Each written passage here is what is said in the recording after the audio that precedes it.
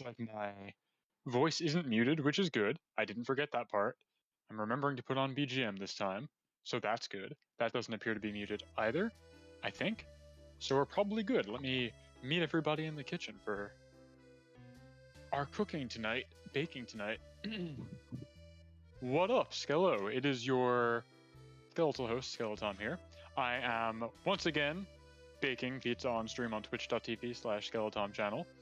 And I think we're pretty much all set to actually get started right away. As I mentioned in the chat, thank you, Jukebox Joey, for the follow. There's an old saying, rather, in the graveyard, where if it doesn't read rest in peace on your tombstone, you get drafted into the Skeleton War. But you are an uncommon breed. You voluntarily signed up for this shit. So you're going to save some poor little draftee from having to fight in the afterlife here. Howdy. Fancy Man Pyro, hello, thank you for stopping by. And Cramp, also, thank you for stopping by tonight. Bon Bombs, Skelo. Skelo indeed, Skelo indeed. So, the premise for tonight, this is probably going to be the only PIZZATSUDAN in May, because May is almost over. And it's the only one of the month. Both Bon Bombs here and who I don't know if Ertt is around to defend themselves right now, did the channel point redeem for suggesting a topping, and mercifully they both chose things that are very edible. So today's theme is breakfast, because they chose eggs and sausage, respectively. We will be trying to make something approximately like a bacon or a sausage, egg, and cheese sandwich, but, you know, presented in the format of a pizza, because that's all I know how to do. So let's begin, shall we? The recipe, for those who want to follow along, is at the bottom of the screen right here. The dough sits for about 90 minutes, which is why we have the timer up here. That'll kick off once we set this thing to rise. And that's pretty much all there is to it. Breakfast pizza, hell yeah. I hope it's good. I'm excited for it. I have some pre-cooked pork sausage that I'm going to be using. And I'm going to hard-boil an egg and slice it up and put it across the top, is my plan. Otherwise, I don't really have a great handle on how I do that. Bon was suggesting I just try and cook the egg in the oven on top of the dough, like straight up. I do not trust myself to be able to do that. I think I would probably just burn the egg, because the oven gets close to 600 degrees Fahrenheit, and I don't think that an egg wants to be in there for very long at that temperature. So we'll see. We will see. I know. Jukebox Joey, I agree, breakfast food's good any time of the day. You're a breakfast fiend, if I know anything about you. You're always sharing art of really well-rendered breakfast food, so hopefully you're in for a treat. Hopefully I can do you proud. Alright, let's see, what do we have first here on the docket for the recipe? As always, we are going to start with 1 1/2 cups of warm water. Make sure it's not cold. If it is cold, your yeast will not percolate, it will not metabolize, and you will be in for a bad time. So make sure it is warm. I'm using 1/2 cup measurements, so I'm going to be doing 3 of these. 1, 2, 3.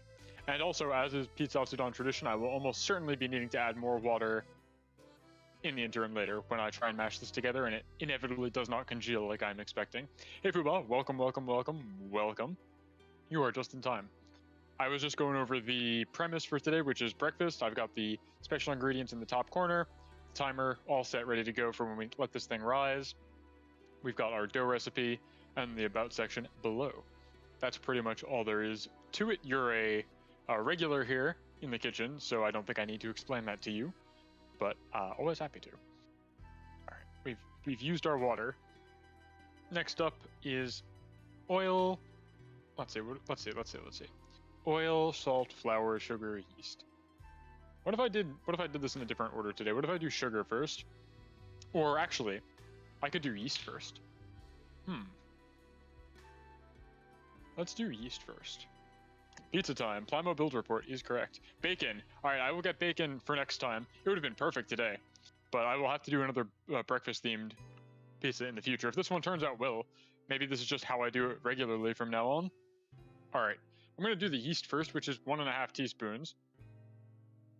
Pretty straightforward. Yeast. Get those guys in there. All right, 1 1/2 teaspoons. Is that correct? Yeah. 1. It looks like so much more when I don't have a bunch of other stuff already in there. and a half. Cool, cool, cool. And let's get the party started for those yeast by doing the sugar next, actually. I'm going to deviate from my own recipe in terms of order here. This is asking for 1.5 teaspoons of sugar. So it's the same amount of sugar as yeast. Let's try that.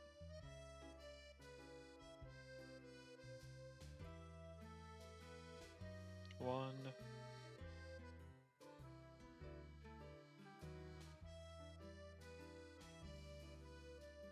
And a half.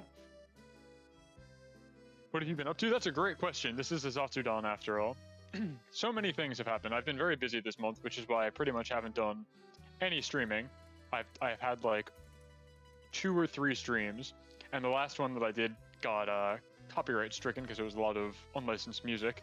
So you'll never see it unless you go check out the VOD, which might still be up, but might also be deleted. All right, cool. We've got the yeast and the sugar, which is good. So I've been up to the following. At the middle of the month, around the 15th, was the Plamo Weekender, which was a 48-hour, 2-day charity marathon. It was Friday night, all of Saturday, and half of Sunday. I think is how it was set up, right? My memory's already failing me. Which was a charity event for the Cure Alzheimer's Fund, where me and a bunch of other model building streamers got together. We did 2-hour chunks in a relay all across the weekend, and we did donation incentives and things like that to try and raise money for this fund. We came out with over $15,000, I think, from just that weekend for the fund, which all of it goes straight to the charity. We don't pocket any of it. No cut from the platform or anything like that. So I'm very pleased. I'm waiting for the VOD to be handed off to me so I can put it up on my YouTube channel if anybody wants to watch. I did a building race against Bon, who is my sous chef and partner here. We built the Beyond Global RX-78, the Grandpa Gundam, in a kind of sabotage race situation. We were both set up under the camera like this, and we tried to get it done under 2 hours. We had a speedrun timer that we built and everything for it. And every time people would donate, every $20, I think it was, we would have to roll dice and change what tool we were using to cut out pieces. And the really high SSR gotcha rule, if you pitched in $50, you could make us use tree pruners, which were 2-handers, the old Zweihander Plamo nippers. So that was fun.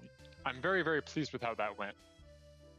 Other than that, the technical projects that I'm working on have kind of shifted from being stuff I can share to stuff that I can't stream exactly. Change to safety scissors. Okay, I'll keep that in mind. Thank you for the bits Plamo build report. Speaking of, Plamo build report is also one of the streamers who was in Plamo Weekender, and they were actually the anchor at the very end of the event. The final streamer of the night, everybody showed up for their block. Really cool stuff. They were doing sponge painting on their kits, which I really liked. Before I get too distracted, though, let me finish up what I'm doing. I've done sugar, I've done yeast. Let's do flour next. 3 1/3 cups of flour. Let me get my actual whole-ass cup here. I don't think there's anything here that needs safety scissors, Plamo build report, but if there is, I will try and use them. All right, so it's supposed to be 3 1/3 cups. So that's going to be 1.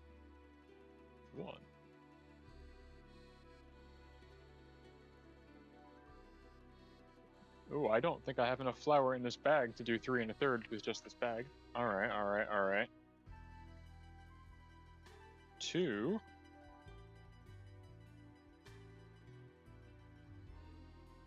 Gonna say what's left in this bag is... Oh, we'll find out.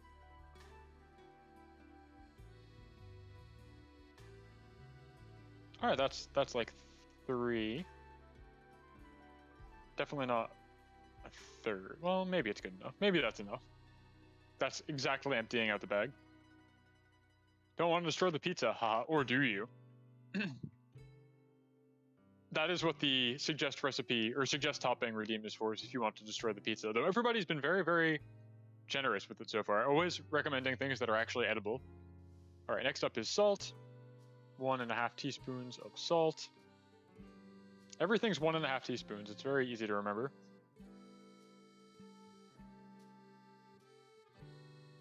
One and 1/2. a little bit more for flavor. Boom. And then finally, I think the last thing here is olive oil, which I've randomly decided to do last. I could not tell you why. This is the only thing that's a tablespoon, and this is 1.5 tablespoons. Come on.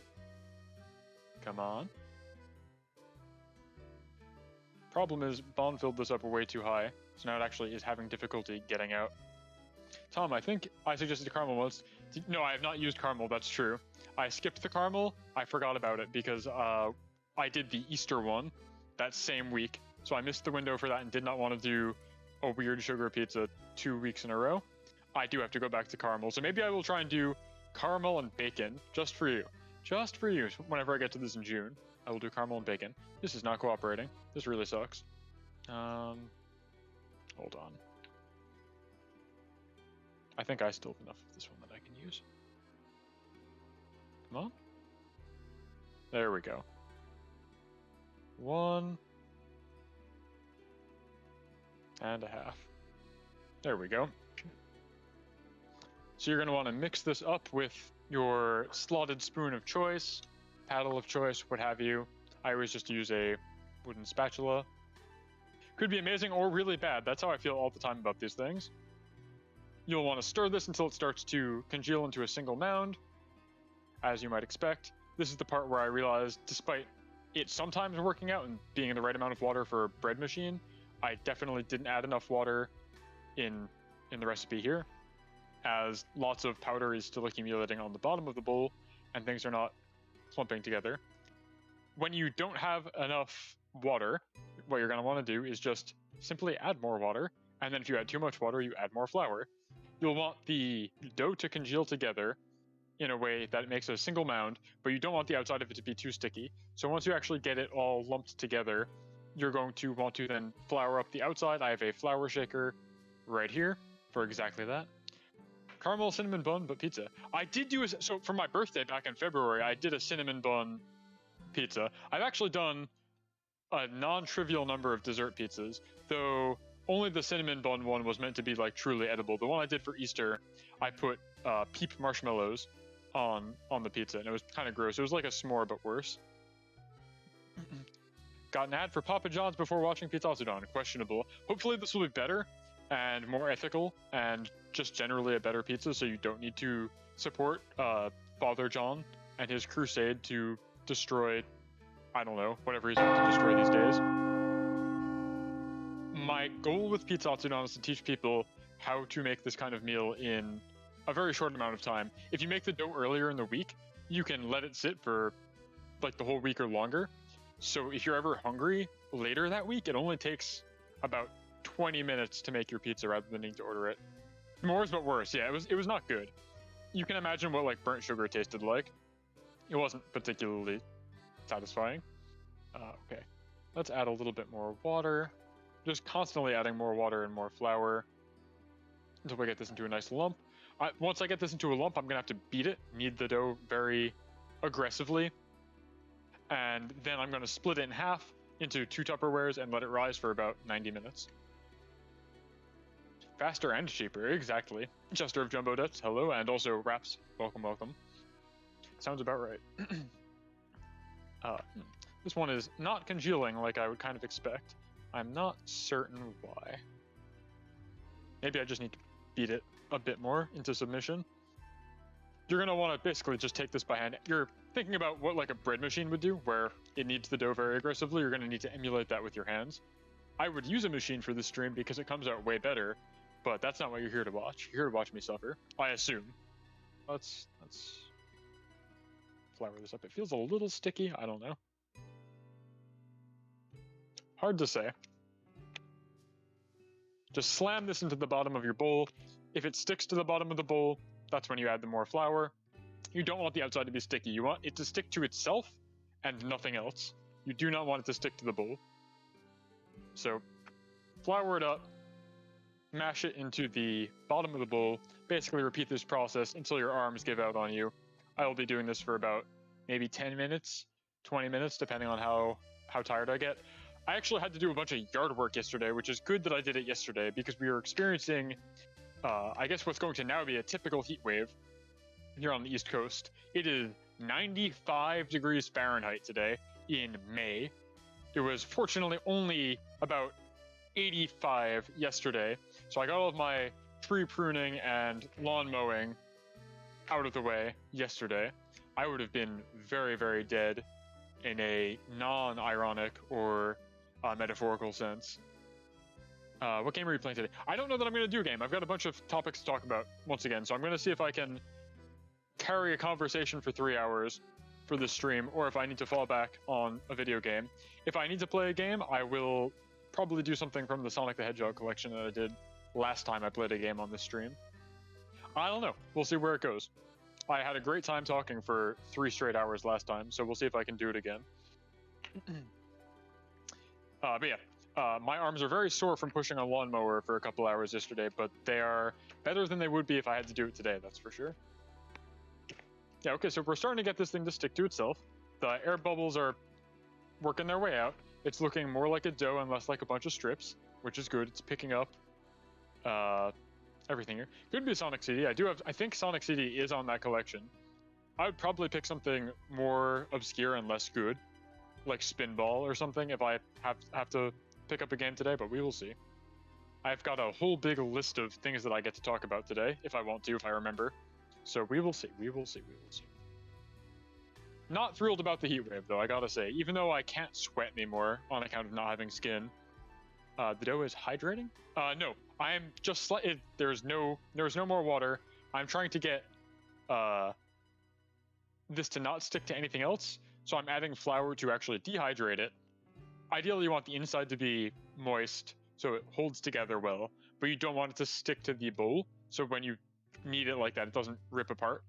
So you want to flour the outside, but make sure that the inside is firm, which is part of what beating it up like this does. Thank you for the subscription, Palamo Build Report. I can't believe you're paying money for this, but I appreciate it. Use your emote power well. I hope to get more in the future, but no promises. I don't stream often enough to really justify it. I do, if I'm lucky, 2 streams a week, and that has not been the case at all for May. Tensua, hello, hello. Welcome to the kitchen. You're just in time. We are at the dough kneading portion so far.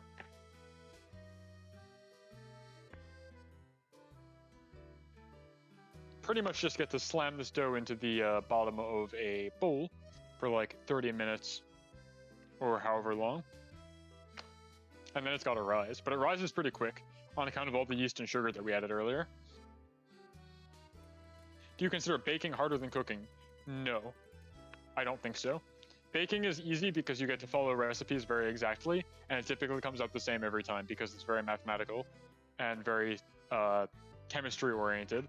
Whereas with cooking, it's usually like a pinch of this, a dash of that, simmer until golden brown, which is like not a real unit of time. I think that's harder. But I could definitely stand to do more cooking. I pretty much always fall back to something like this or a pasta when I have to do cooking at home, and then otherwise I will order takeout because I cannot be bothered to spend time doing actual cooking. I definitely could stand to learn more recipes. But I don't think it's harder, or I don't think baking is harder. I think cooking is harder, personally. One thing I am pretty good at making, in my opinion, are hamburgers, but Bon is becoming reluctant towards eating red meat, it seems. So I am alone on my island of having to eat all the ground beef that I buy. It's a difficult existence. Burgers, yeah.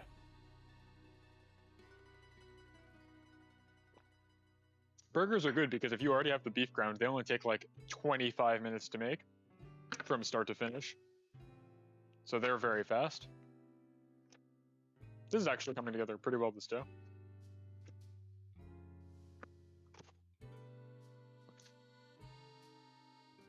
Bon is not vegetarian, not even a little bit. So make no mistake. I don't know. She loves chicken. She loves to eat chicken. But I don't know, whenever I make burgers, she has like half of a burger and then says, I'm full, and then stops eating. On one hand, beef is tasty, on the other hand, healthier eating. Yeah, I don't know. I don't know. Bon can defend her opinions about beef or burgers here. Doesn't sit well with you. It's very funny because you're the one who gave me that recipe in the first place and told me to make these, and then I made them, and the first time you really liked them, and then every other time you get full very fast. But it is a recipe that I personally like. I need to figure out how to make it more agreeable. There's a lot of things that I've stopped remembering how to make because Bon doesn't like to eat them. Like fried eggplant, for example, is something I very much think I miss, but I haven't made in quite a while because Bon doesn't like eggplant. So I cut that out. Gotta learn to make stuff that we both like. It is an integral part of living together. Italian burger. Yeah, I feel like burgers are inherently already like decently in line with the Italian food culinary flavor palette. It makes me itchy. Oh, you're allergic to eggplant? Okay. I thought you just didn't like it. That's fair. Hey, Ertt. Welcome, Ertt. Oh, Yancha, you're on your burner account, I see, because you've been banned from Twitch.tv. Hello. Pizza burger. Ertt, we are going to be doing your suggestion of sausage today, by the way. I have the Jones family from Fort Atkinson, Wisconsin. Golden brown, all natural asterisk pork sausage, fully cooked. So we'll be making use of your ingredient redeem today. As you can see in the top left here, we've got both eggs and sausage on the agenda for today. We're just in the dough kneading. I get to smack this dough around like a real jobber. I'm out here with my title belt in being a pizzaiolo, and this dough just got signed with the network yesterday. We're on the YouTube show, beating the tar out of this guy. It's an appearance by, or what is it? What is it? It's whenever there's a established wrestler who has to squash a new kid, we'll see them in action, right? It won't even say who they're against. So today you're going to see Skeletom in action. It's the pizza VTuber, that's me. It's the Mananangal Yanchagal, who has been famously banned from Twitch.tv for like 3 days. Though I think your suspension's probably over at this point, because I think it's been more than 3 days. Though you being on your burner here clearly indicates otherwise. How's it going, Yancha? How's it going? What's life in the punishment zone like for you? It's not over yet. How would I fare against Luigi Primo? He would kill me dead. He would absolutely mop the floor with my sorry ass. Luigi Primo is, as his name suggests, the primo pizzaiolo in the wrestling circle. No one can hold a candle to him. Not the underbaker, not anybody. He is absolutely the best at what he does, and I aspire to be able to toss dough like him someday. What's the easiest thing to bake? I mean, I think this is very easy. Like, bread is very easy to bake, in my opinion. It's just a bit of, elbow grease. I don't know. Cakes are pretty straightforward for the same reason. I like making apple cobbler, which is, I guess, technically baked. But there's a fly in here in front of this camera. You're rigging your new live 2D right now. That's awesome. You're going to be down to the wire because your re-debut is next Sunday, if memory serves. You're going to go be cool and fresh on the 30th, right? You can throw anything in the oven and say you're baking it. That's absolutely correct. I agree.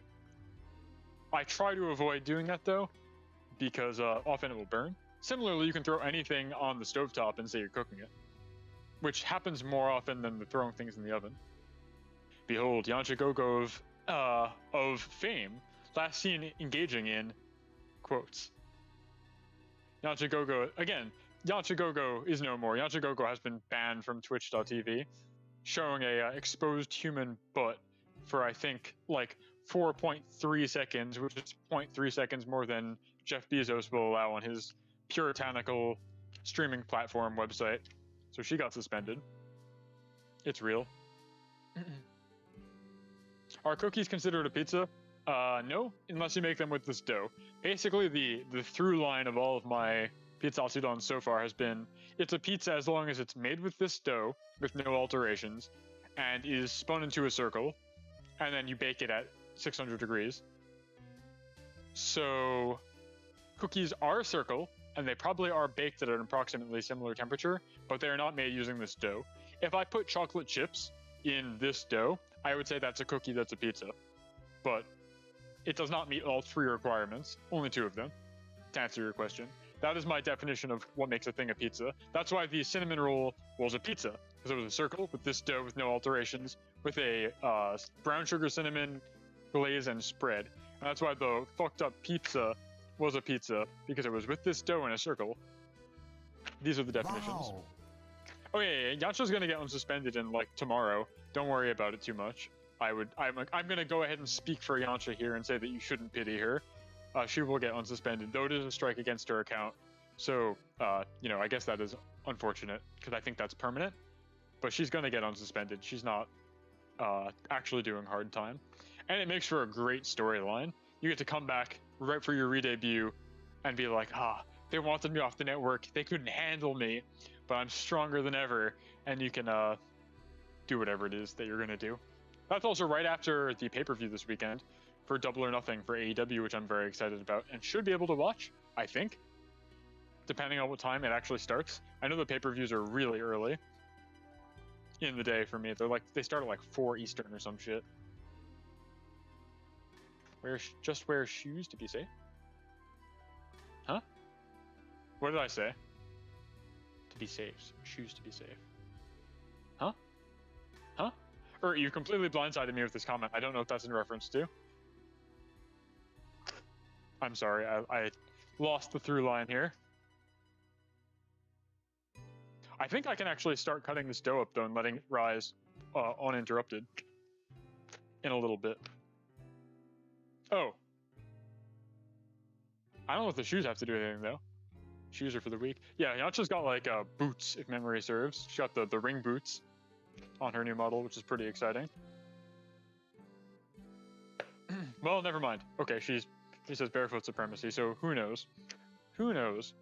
You need the boots for when they spread the thumbtacks in the ring, though. Otherwise, you're gonna get caught with a nasty surprise, and they do that pretty often.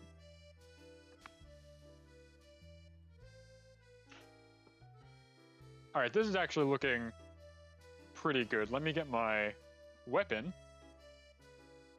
Where is it? Here it is.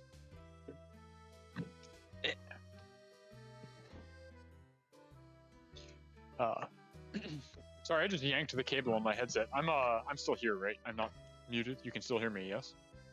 I need verbal confirmation that I didn't just yank my headphones out. It's important to know. My feet soles will eat the thumbtacks. Yes, we can hear you. Awesome. And shoo them out. Well, how good for you, Yancha? That's pretty cool. All right, let's take this bad boy. We're gonna flour it up once more. Oh, no, it's sticking to the mat. That's no good. It's actually fine.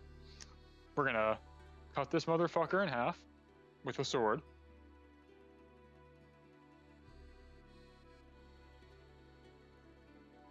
Just like that. In ye old PIZZATSUDANs of old, I would only cut this after I let it rise, which is a fool's mistake. Truly small brain idiot shit when I do that. It makes it way harder to portion properly and much harder to get into a nice circle because it's already done the rising and then you cut it. Whereas here, I'm going to put it in a Tupperware and it will become a circle by virtue of rising in this Tupperware. Much better. You're going to want to oil this up just a little bit, just a splash of oil so it doesn't stick. Not this one. There's the other one. There we go. Fake Italian shit. Well, you know I'm Italian, so none of that fake Italian shit here. But it was very small-brained of me, I gotta say. Well, you know I'm So Italian. gonna like roll this up into a nice little ball, like so.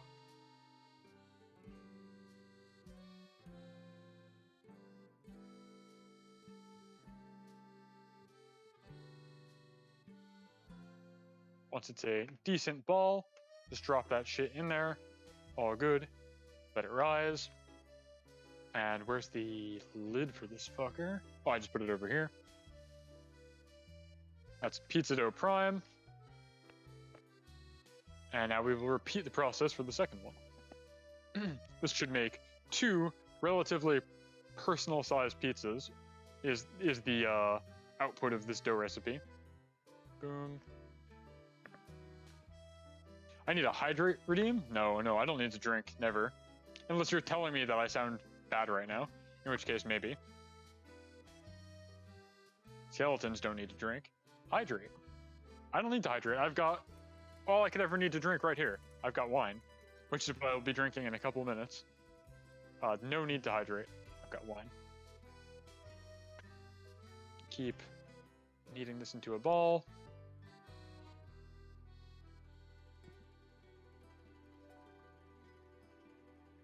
There we go. And dough the second. There we are. Watching while in the paint dungeon, my vibes are immaculate. Tell me, what are you painting today? It's crucial that you tell me this. Yeah, I'm assuming it's the Gyan, because I saw what you were making on Twitter, but maybe you're doing something else, I don't know. I think it's the MG Gyan. Am I paying attention? I need to know. I need to know if I'm right. It's always important to know that I'm right.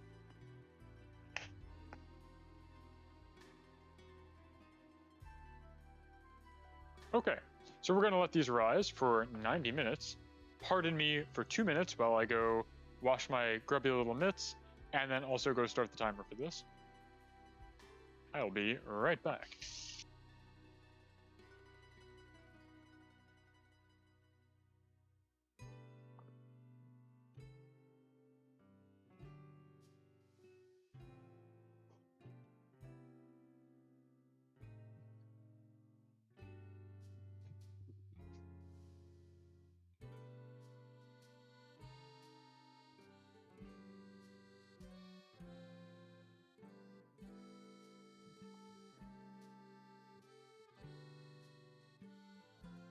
All right, timer has begun. Now it's all down to this: 90 minutes for the dough to rise. At about the, I guess, 15 minutes before they're done, I'm gonna preheat the oven and also start boiling some water because I want to hard boil eggs to put on top of these for the pizza breakfast theme. In addition, I've got where is it? Oh, it's all the way in the back of the refrigerator. Would have been smart for me to get this out ahead of time. And actually, maybe this is something I can use my safety scissors for. No, this is a simple tear here. I've got cheddar cheese that I will be using as the cheese supplement instead of mozzarella in true breakfast sandwich fashion, I suppose. Egg pizza, yeah, egg and sausage. Looking forward to it. No sunny side up. Bon, if you want, sous chef Bon, if you want to enter the kitchen and help me with that, I am more than welcome to a collaboration right now. I do not think I have the wherewithal to do a sunny side up pizza, but sometime in the future, perhaps. Or, you know, come here. Sing Funkula for 90 minutes. I don't know what that is. Hello, Ricky. How's it going? What have you been up to? My dear doctor at having friend, Ricky Hirsch. What's up? What's up? What's up? I need to try and Denso, follow along at home. It's easy. I promise. It's literally as easy as I make it look. There's no smoke and mirrors of your average cooking show. I don't say, okay, do all this and then, you know, pull out a fully completed dough from under the table and say, and here's how it'll look in 90 minutes. And now let's keep going. You can watch this shit rise in real time. It's actually this easy. And if you have a bread machine or anything that can actually do an automated whisking or kneading, it's even easier and it comes out even better. A lot of errands all weekend. I only just finally got to my computer. Well, that's nice to be, I guess, unplugged for a bit. I'm gonna do an IRL hydrate reminder. That's good. Yeah, I was saying I've been running around all weekend as well. I did yard work yesterday, feeling like a real dad, getting to mow some lawn and trim some bushes and plant some plants, really enjoying the dad energy. I have a wonderful Hawaiian print shirt, actually, that I wear when I have to do stuff outside. I truly feel like I'm embodying that yacht rock dad energy. It's good. I like it.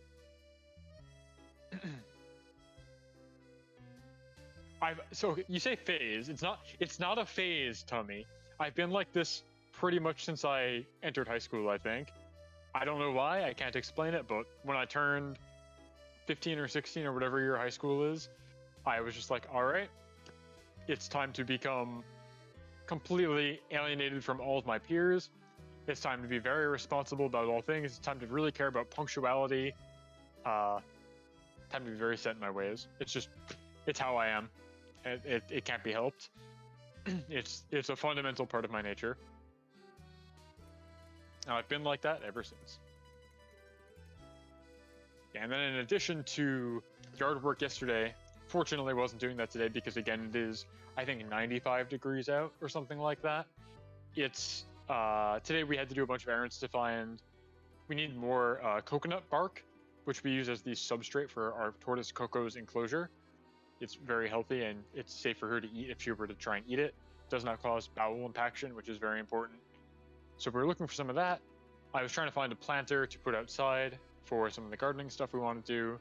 We needed a carpet steamer cleaner because again, our tortoise is beginning to free roam around the house. She's been very rowdy lately. And as part of that, she is pissing and shitting all over every carpet in the house. So we need a way to clean those. And Bon wanted stuff for her Gunpla kit that she's making. She's going to actually do a diorama. And I'll let her talk about that in chat if she wants to explain it more. I don't want to ruin any potential surprises. We're all very busy with that today, running back and forth in the extremely hot weather. So I ended today at 3 o'clock with a bit of a headache. I'm feeling much better now. I was very at peace before trying to stream today. I felt like, oh, I've got everything all prepared. There's nothing to worry about, but we will see how that shakes out. Cocoa for cocoa. Fake flowers are neat. Yep. Funicula is an opera song about a railway, now famously known as the pizza song. Oh, it's the pizza song. I do know that one. Okay, you've got me there.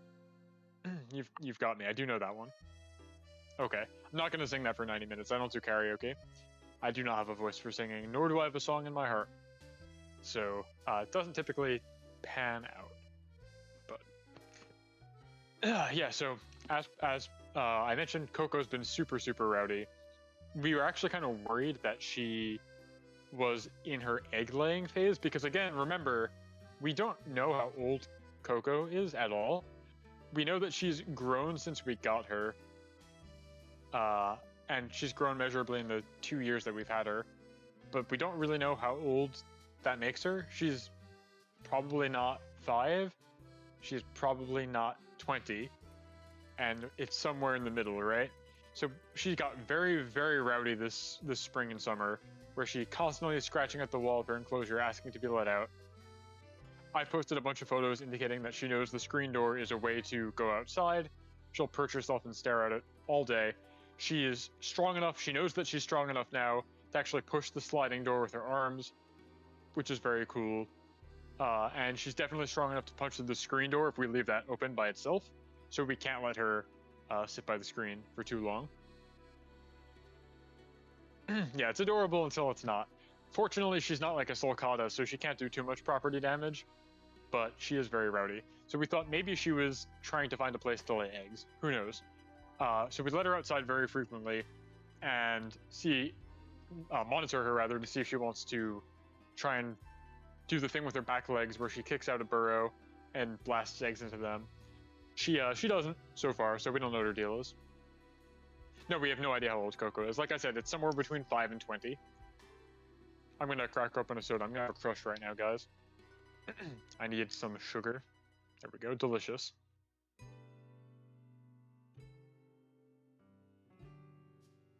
No, I really don't know how old Coco is. And I don't think either does Bon. We just know somewhere in the middle. Where was I going with this? What's up, Bon? Bon just ran to the kitchen and said, "You're not going to drink Moxie?" What the hell? I did my time. I drank the Moxie for charity 2 weeks ago. I'm done. I'm done with that. Get out of here. Get out of my kitchen. I didn't. When did I do that?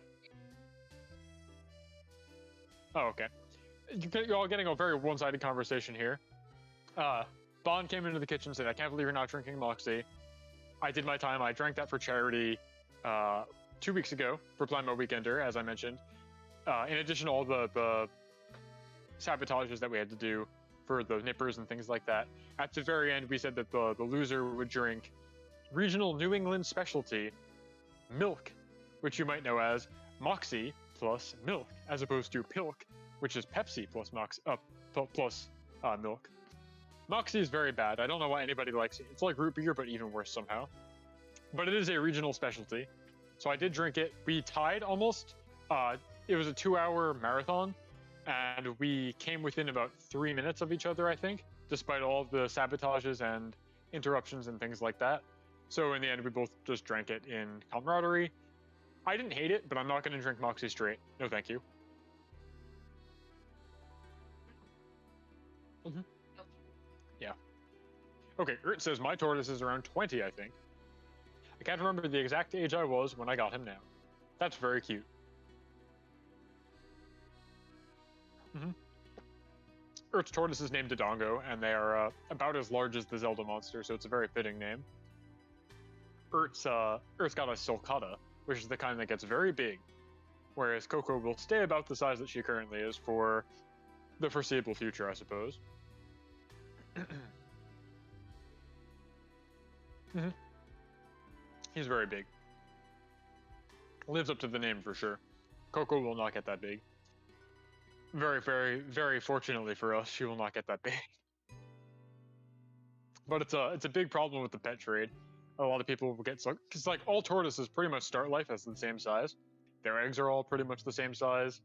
They they hatch and they're the same size for a brief window. But then sulcatas get very big very fast, and horsefield tortoises like Coco don't get that much bigger. So people will get sulcatas thinking they're very cute, and then they become bigger than a dog, stronger than a horse, and dumber than a sack of rocks. So they just try and tear through your walls, destroy your property, and yeah, they're basically a brick with muscles attached, is how I would describe tortoises.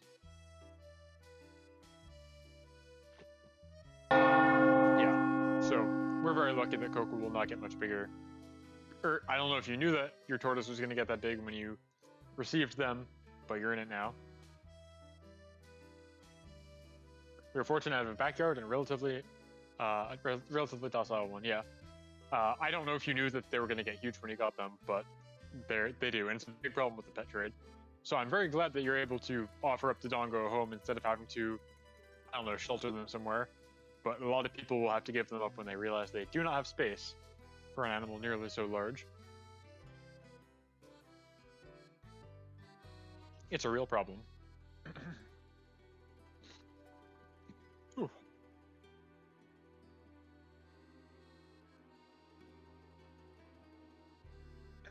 The other thing that was happening today, other than going to get groceries, or not groceries, Coco Core and the steamer and other areas, was today was the grand finals of the Stockholm Major for Dota 2, which is exciting. We haven't had a LAN tournament in like 2 years, I think, at this point. So it was nice to see that return to form. Hold on, wait, what's our card say? It was a surprise for my parents, so I don't know how much they looked into it beforehand. Oh no, that's maybe the worst kind of surprise. I'm very sorry. That's awful. That's like getting somebody a puppy for Christmas when they aren't expecting to have to take care of something, but the puppy is like Godzilla and is way more work and way more destructive. That's rough. That's a bad surprise in my opinion. I would be very cross with my parents if they foisted that kind of responsibility onto me. But I digress. I'm happy that you are able to take such good care of the Dodongo and offer them space. Where was I? Yes, so Dota Major today. It's been past week very exciting to watch. My passion for this awful video game always gets rekindled every time there's a tournament. I'm always very happy to play it and cheer for it, and it gets me all energized. I've been playing this game for I think 12 years at this point, because it's what, 2022? Yeah. So I've been by far, other than I guess Pokemon as a franchise, Dota is the game that I've played for the longest duration of time. I think hours-wise, it's not even close how it's #1. I have like 4,500 hours in Dota. Of course, not all of that being game time. That's time with the client left open and, you know, spectating in game or what have you. But yeah, Dota 2 is my #1 video game for sure. So I was very happy to see a LAN tournament. Very excited to watch. Grand finals were less hype than I was hoping for. 4,500 hours, yeah. That translates to about 3,000 matches of Dota. I think I have. Maybe it's closer to 4,000 at this point. Yes, Dota still receives regular updates. We got a new hero as recently as last year. I don't think there was one this year. I don't remember. Yeah, I don't think so. It just got a update right before the major. Shook things up, new items, heroes get rebalanced. Jungle creeps get to do stuff. Exciting. Always fun to see how the pro teams respond or react. Spitfire was not actually the most recently added hero. Marcy was added after Spitfire, and I think there was a Dawnbreaker after that. So yes, bunch of strength heroes that are all women, which is very cool. Yeah, Dawnbreaker's a giant robot. She's got a hammer. She was sent into space to go find the sun, and when she came back, the civilization that built her was like ancient history. So she feels very bad about it, but she's very cool. Giant hammer wielding Amazon robot woman. Very cool. Big Dawnbreaker enjoyer. I don't think she got much tournament play. I'm fairly sure she's in captain's mode, but I don't think she got picked. So, you know. Oh shit. I am a god at this. I dropped my soda, but I dropped it in such a way that the hole for the can was facing on the top, and I've drank enough of it that nothing spilled out other than a tiny little bit. That was a close call, a close shave. We're good. I haven't even been drinking any wine. And yet... Oh yeah, and Primal Beast, who's not a woman, but is also a strength hero. Primal Beast is the most recently added hero. That's right, I forgot about Primal Beast. Because they're not very exciting.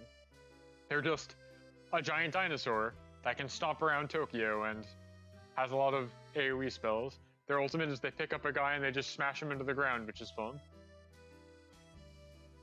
Primal Beast might be a lady, that's true, I don't actually know, I shouldn't make any judgment. Though, judging by the aggression, it is typically exhibited by male reptiles. Like, Coco is very... I was talking about how rowdy she is and she wanted to get out of her pen. But she's not, like, hostile. She never rams our feet or anything like that.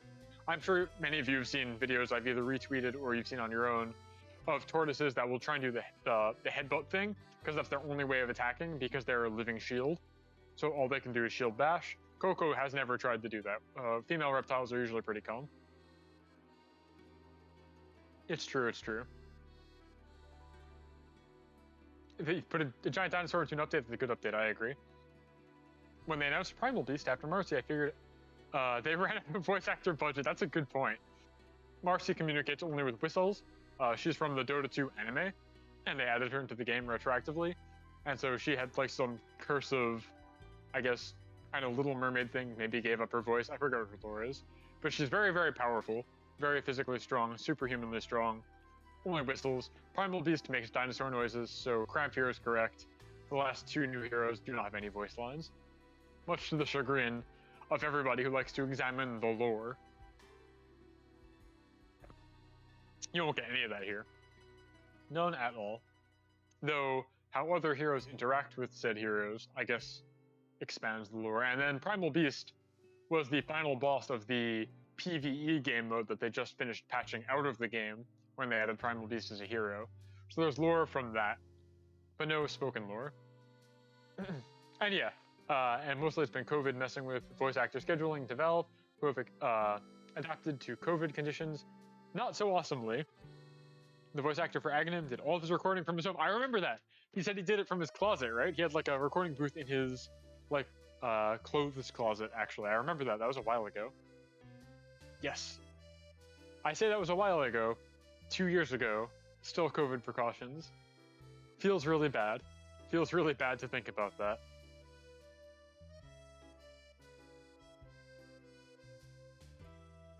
You say that rules. I don't know. I don't think he was very happy about it. Sound quality came out great.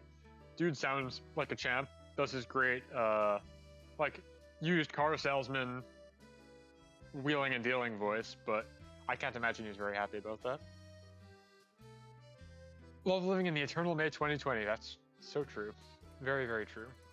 The thing about recording at home versus in studio, obviously, first level of thinking is, oh, well, of course you can record at home. You have your microphone. There's no need to bring people into the studio and risk COVID exposure. You know, it should be fine, totally fine. But what people often forget is that in addition to all the equipment, recording studios also have studio engineers on retainer who work there and can handle all of the audio mixing and balance settings and all the other finicky bits of hardware and software settings for you. So you, the voice actor, can just deliver your lines and think about nothing else other than doing a very good job. Whereas if you do it from home, you are now also the audio engineer, and if you have recordings that are too loud or too quiet, or there's background noise, or you're clipping, or you need to do some kind of post-processing, that's on you now, because you are the ultimate arbiter of that recording. It's on your machine, your hardware. Very difficult for voice actors unless you're very proficient at that, which I'd imagine is a pretty small Venn diagram. I love being the audio engineer. Yeah, I mean, VTubers and streamers are all about that too, right? That's a constant struggle. I did sound tests for 30 minutes before the stream today, making sure that I was at an appropriate volume relative to my background music, and that if I needed to switch to my desktop microphone, I wouldn't be suddenly way louder or way more quiet, you know? Yes, Bon is calling me out. I am basically parroting what ProZD said in a recent video, where he had, here are some questions I'm going to answer, never ask me these again. And it was, I'm telling you this now because it opened my eyes. I hadn't considered that. But he was like, oh, you know, I always want to do in studio if I can help it because I don't want to be my own audio engineer. It's just not something I like to do. And I think that's a really good point, actually. You genuinely can barely hear you on my end, but nobody else seems to be having the issue, so I don't know what's going on. Been easier to listen to you from the TV than from my headset, even while I'm wearing my headset. Huh. I can go crank up the volume if other people think I'm being very quiet. Like, I did a sound test. I don't know what more I can really do. But if you guys need me to take a moment and go crank up the volume, please let me know. If other people are having the same issue as Gate, please let me know. If Gate maybe is just very good at filtering my voice out of his head because I talked to him when I played Dota for 12 years now. Because I've been playing, when I say that I've been playing Dota for 12 years, I don't mean like, I mean we've been playing Dota for 12 years. The guy who got me into this fucked up awful game is right here in the chat, and his name is Gate, and I've been playing Dota with him for 12 years. He has heard my voice go through whatever growth arc it has in the past 12 years of character development and human development here. He is probably very, very, very good at tuning me out at this point. So I don't know what the issue is. Maybe it's just on him. Sounds good to me. Sounds fine for everyone. I don't know. It's cool. I was with the boom op. Swinging that boom mic can get you buff real quick. Yeah, I am also really bad at using hardware. I'm late for... Honeymill, hello. You're late for PIZZATSUDAN because you were eating pizza. Did you make it yourself? I know last time you were around here, you had made the pizza yourself, and it looked really good, I gotta say. I think every time people post photos in the hashtag, when they make it at home, it looks way better than I can do on stream, and I'm honestly pretty happy about that. If I was able to help a little bit by teaching you a recipe or process here, I think it's all worth it. I don't care if I do a bad job. What was I saying, though? Boom microphone, yes.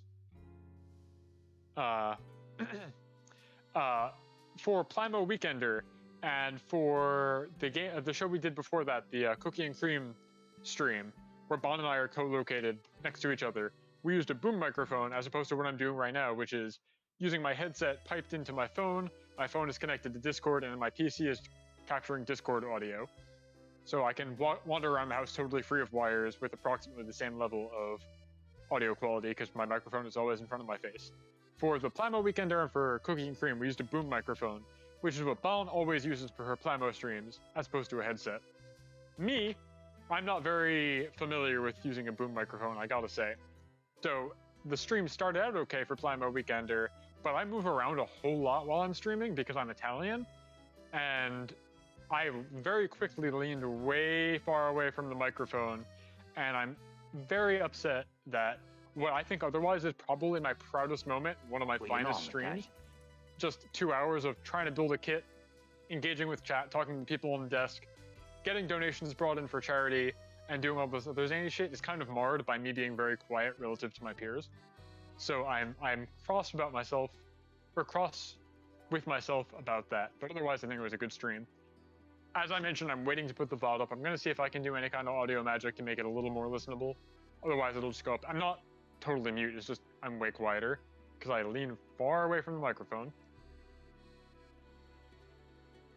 I gotta learn to use a boom microphone better. Otherwise, I will never develop as a streamer. Let's see, Honeymelon says, I did post a picture in the tag, even though I absolutely cheated and ordered out. Well, between you and me, nobody else has to know. It's a secret between us and chat, I guess. You know I'm Italian. I only brought up since you mentioned sound mixing. Yeah, I don't know. I often have sound issues where I'm suddenly way quieter or louder than the game or whatever, but I don't think it's on me today.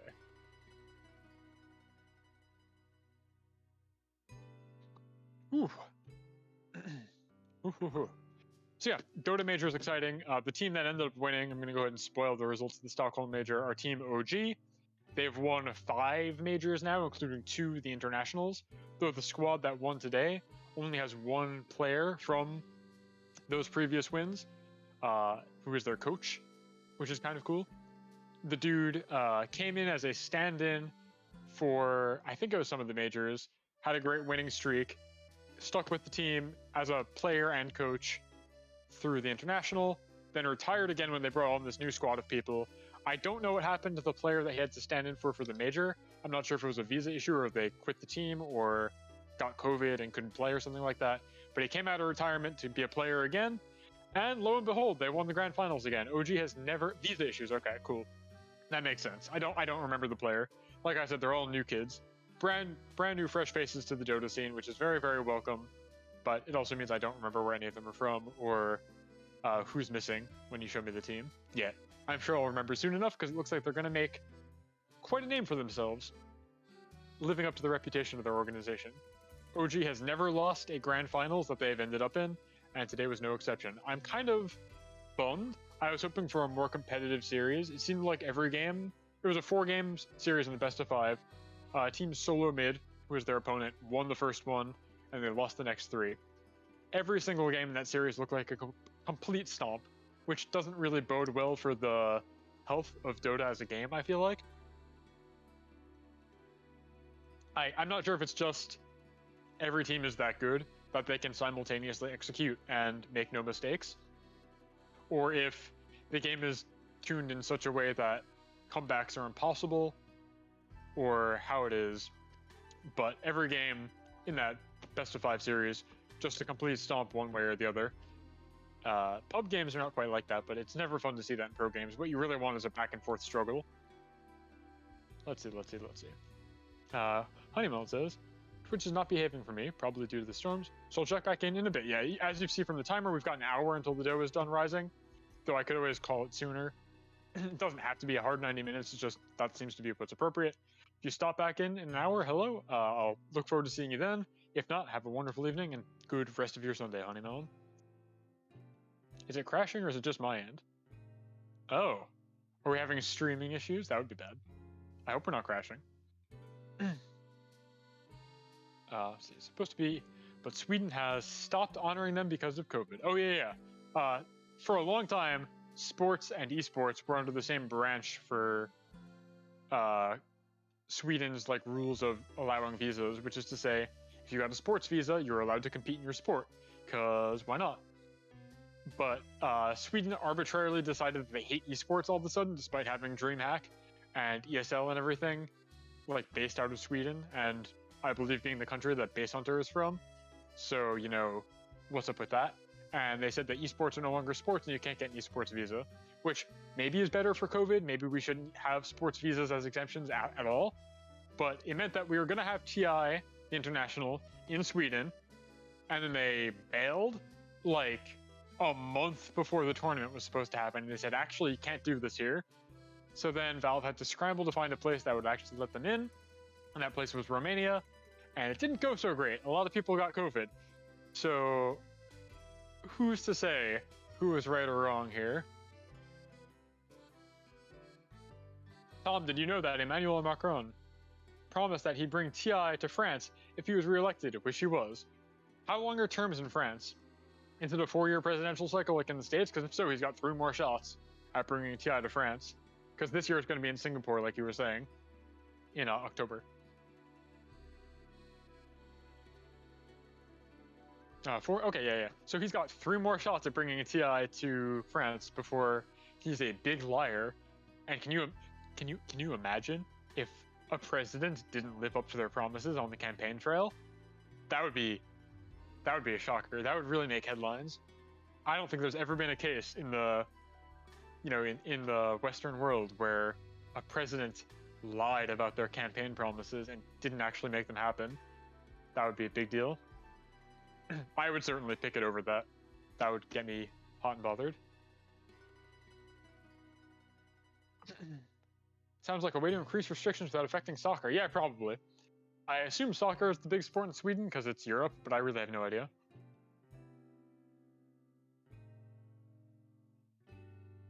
I'm just saying there's a chance that we could see fucking mad. The guy's wonderful. Great. I mean, the other thing about this OG team, their coach, the guy who's like been in the game for a very long time, his old username back when everybody was a big edgelord was like Gate says in the chat, pronounced fucking mad, but you can't really say that on Steam or on whatever username service. So it was with the 7. And then later when he started being good enough to actually get his name read on stream because he was in tournaments, I think he was just mad for a while. Like, cut out the fucking part and just mad. And then when he realized that was dumb and cringy because he's like older than 20 now, he just used his name, which is Sebastian. So he's just Seb now. Which is the whole arc of this guy going from being a kind of middle of the road edgy teen to one of the best players and coaches in the world. Finally cleaned up his act a little bit.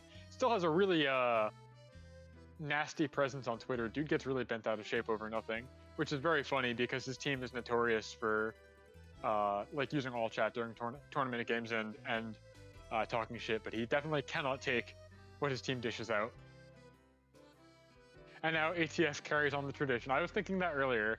They've got a new kid on the team whose name is Amar, and his username in game is just Amar, all caps, Amar_the_F. And it's obviously a high point of contention. What does the F stand for? Amar the F what? I'll let you fill in the blanks and see if you can guess what maybe he's Amar the what, but very good player. I hope he doesn't become a toxic, awful incel like many players in this game do. I hope he doesn't let the tremendous success that he's going to be met with get to his head too much. And I hope he has a good career ahead of him because he's a very talented player and he's very young. He's like 16, so he's very impressionable, I would feel like, at this point. I hope he doesn't become a monster, you know? It was Amar the Friendly. I like that. That's very good. That's very good. Yeah. I could talk about Dota forever, though. I'm looking forward to playing more whenever my man's next day off is. Probably tomorrow, if I had to guess. Judging by how your schedule usually goes. You can message me that later. You don't have to say it right now. Coco update. She went to bed. That's good. Yeah, it's 7 o'clock now. We've been at this for an hour. Bon update. I stubbed my toe. Are these things related? Did Coco going to bed startle you so much that you hurt yourself? What happened?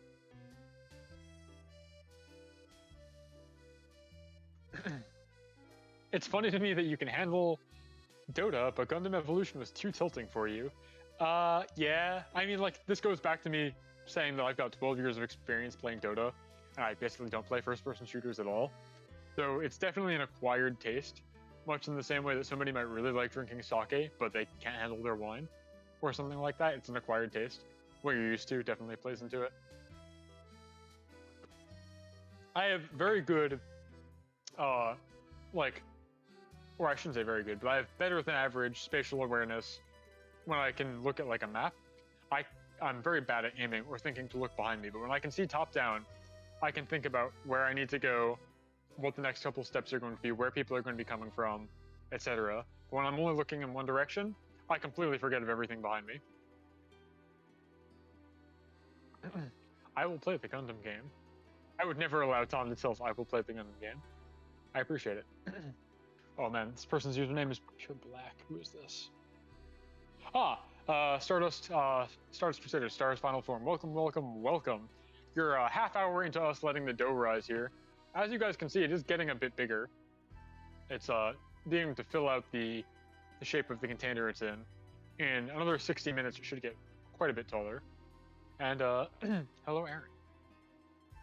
It's like this. It's like saying you like ice cream but don't like licorice. I think that's a lot of people. No, he knows my. I know your true name. I speak your name of power and have control over you like a demon. If you'd prefer, I can just call you Stardust Crusader. That's fine. But yes, I know you on YouTube as Stars Final Form. Welcome and thank you for stopping by the kitchen. We're 30 minutes into the dough rising. I think we're about an hour into the stream so far, so you're just in time. Whatever floats your boat, thank you. There's no boat floating here today, so I will just go with your name as presented on the platform here, and you'll be Stardust Crusader until you decide to change it. Tommy says, I'm the opposite of you, Tom. For some reason, when I played top-down game, I regressed to Neanderthal. Well, that's fair. Oh, yeah, ice cream and MOBAs are like nothing alike. Yeah, I see what you're saying. I thought you were talking about, I don't know what I thought you were talking about. That's the Zatsudan brain being like, read a comment, pretend you understand it, and move on. Yeah, first-person shooters and MOBAs are very different. They're similar in that you have to have shot calling and like spatial awareness and be able to think a couple of steps ahead, but that's every game, right? So that's pretty much where the overlap ends. It's okay, I don't know what I'm talking about. The secret is neither do I, more often than not. I know what I'm talking about when it comes to baking, but that's really it. Otherwise, I'm just as clueless as everybody else. Same, yeah, it's the human condition, I think. Just to always be smiling and nodding and saying, yeah, I get it, I understand. But you don't actually ever understand. Nobody understands.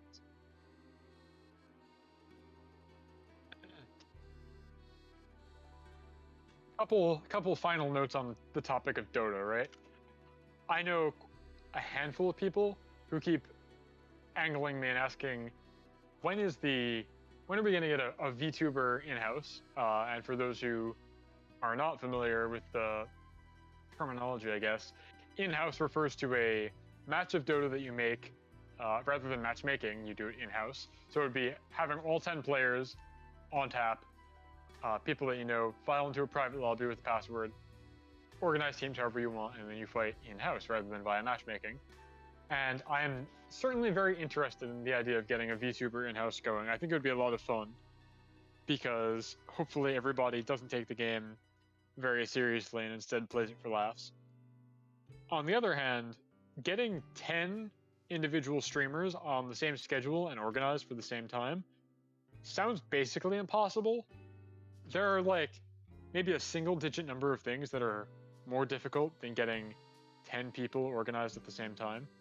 So I don't know if that's ever going to happen. I would very much be down for it, but yeah, we'll see. I've been thinking about how logistically it might work better to run like teams representing streamers against each other, okay? Arranging 2 people is impossible, yeah. And have those streamers cast the game. Oh, okay, so like a viewer tournament where you champion your Oshi and you fight on behalf of me, and then I cast the tournament instead of playing it, and then nobody will know if I'm good at the game or not. Perfect. I've never played Dota, but I've played League. It's the same thing, right? It's pretty similar. Yeah, 10 VTubers is like a lot of people talking also. Well, I mean, if it's an actual in-house and we're all streaming our perspective, you're not going to get all 10 of us at the same time. It's normal voice comms, probably. maybe you'd have one master stream from an outside observer that has both voice comms, but otherwise it would just be 5 and 5, which is, don't get me wrong, still a lot of people talking at the same time, but not quite as bad as 10. And I bring this up because actually just yesterday, one of the smaller corporate organizations, Sundaria, they did in what I think is the first that I've ever seen, corporate streamers doing a Dota 2 stream. They actually had there are 5 people from their most recently, I guess, released generation of streamers, Sundream, which is five members. They actually all played Dota for, I think, 2 hours. They did 2 matches on stream yesterday, and I was very, very impressed. It was thought matches because most of them have never played before, but the chatter wasn't overbearing. The person who organized the stream did a very good job of talking to chat, playing their hero, and coaching the other 4 players on how the game works. Nobody seemed to get too upset. People were not talking over each other. I was super, super pleased with it. You could do it CR Cup style. Just have every VTuber stream their point of view. Interesting. Yeah.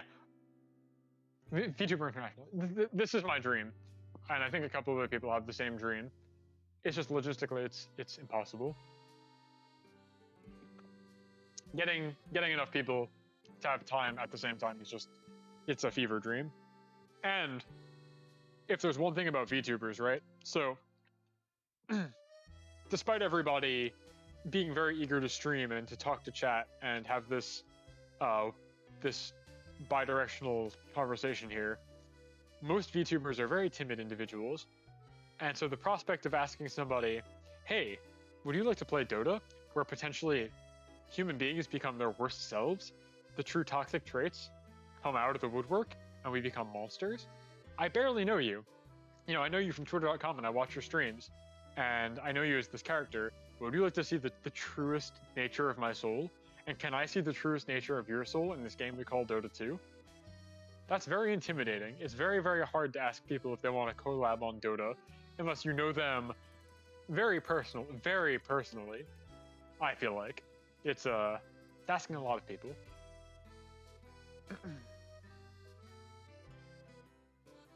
It's possible if you do VTuber Pokemon Unite. I kind of missed that game. It was a nice nothing MOBA where you could really turn your brain off, which makes it good for collabs, because then you can focus on talking. But I've not heard much about that game since about 3 weeks after it came out. I think it still gets updates, but I don't know anybody who talks about it like much anymore. I don't know if it's just boring or if it got bad or what have you.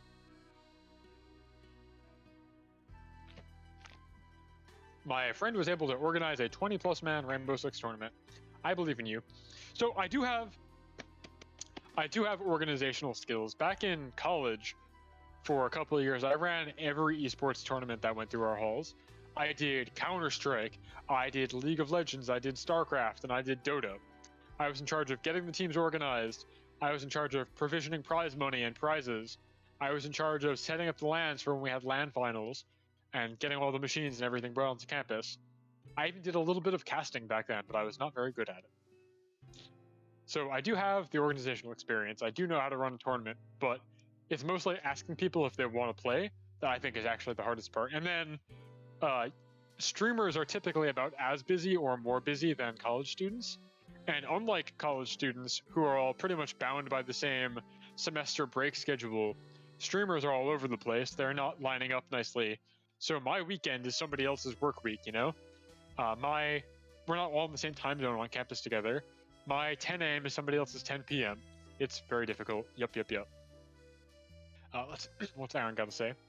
It's not the fad anymore, but it's still going apparently. I see main Pokemon Twitter account tweeting about tournaments still. Well, that's good. I didn't hate the game. Like I said, it was a very good mindless MOBA, which is good for VTubing, streaming, collabing, having fun with friends, winding down after work. It's probably a good video game, but it's got the curse of being a game as a service, where it's got battle passes and has to have new updates all the time, and that eventually wears thin. For me personally.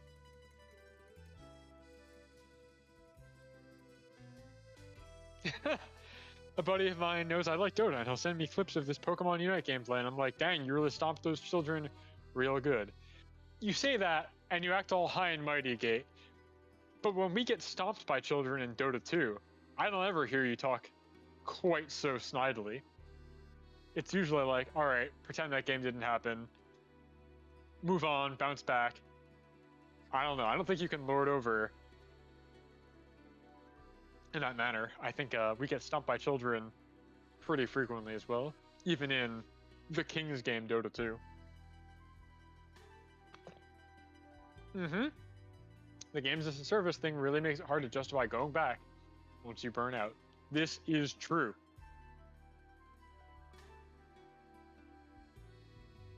Youthless says it's not fair. The kids have better reflexes, and you're right. They're shorter too, typically speaking. Kids are shorter than me, so they've got less latency between their brain and their hand. There's less neural pathway for that impulse to travel. They have less lag, even if we're playing on LAN. Kids, if I'm playing against children on LAN, I can still blame the lag because they have less internally. It's not fair. If you are really tall, you are probably worse at video games by the most imperceptible amount.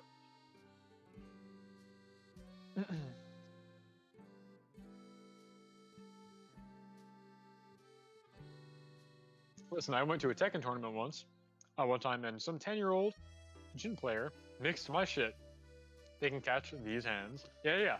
I'm telling you, kids have less latency, less internal lag, shorter neural pathways between the brain and the hands. They're basically cheating. You know what I'm saying? It is cool though in Dota.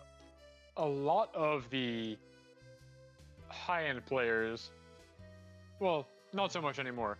But like for example, Seb, the guy who just won the major with his team and won 2 internationals, I think he's about my age, probably a little bit younger.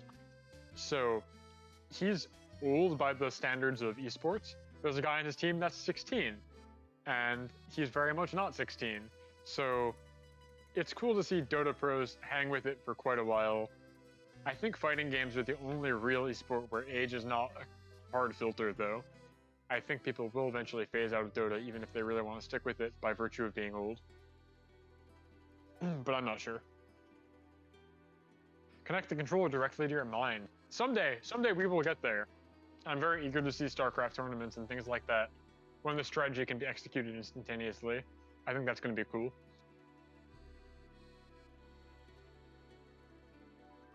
That's true, yeah. And then on the enemy team, even though they lost, Moonmeander has been around for quite a while as well. I don't know how old he is. I don't have a good estimate, but he's a name I recognize from when I started playing. So he's at least 12, probably close to my age as well. And then, yeah, brand new kids who are, like I said, 16. Some of the oldest players and some of the newest players. Moonmeander is haunt trash. Yeah. I know. That doesn't necessarily tell me how old they are, but it gives me a good clue. Yeah. Oh boy. Dota. Useless says, when I got to Dota 2 after not playing Dota 1 for years, I was surprised by a lot of the pros were still around in some capacity. Fear, Merlini, and such. Yeah! Alright, Youthless. You're speaking my language now. You're engaging with the content here. You're reading the curriculum. I am absolutely there with you as well. And as Gate points out, a lot of the people who went from Dota 1 to Heroes of New Earth back to Dota 2, some of them are still with it. I don't know what Fear is up to these days. And I know Merlini retired so that he could have, like, a job that actually pays, which, you know, fair. I think he's like a software engineer now, which is cool. Hope he's doing well. And I think he still streams every now and then, Dota, because obviously when you're that good, you don't ever go cold turkey. But, yeah, it was cool to see a lot of big names stick around for quite so long. Mm-hmm.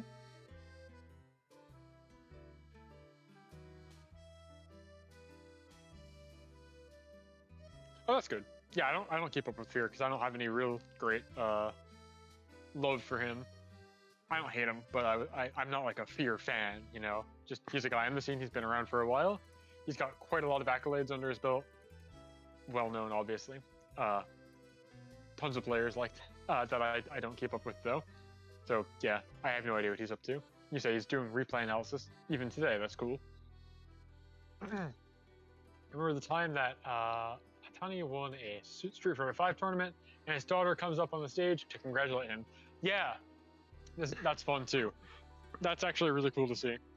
There's a pro wrestler name of Jade Cargill, who I've probably mentioned before, who is super shredded, very strong looking woman, and I keep forgetting that she's a mom, and that like so many wrestlers are like parents, dads, moms, etc.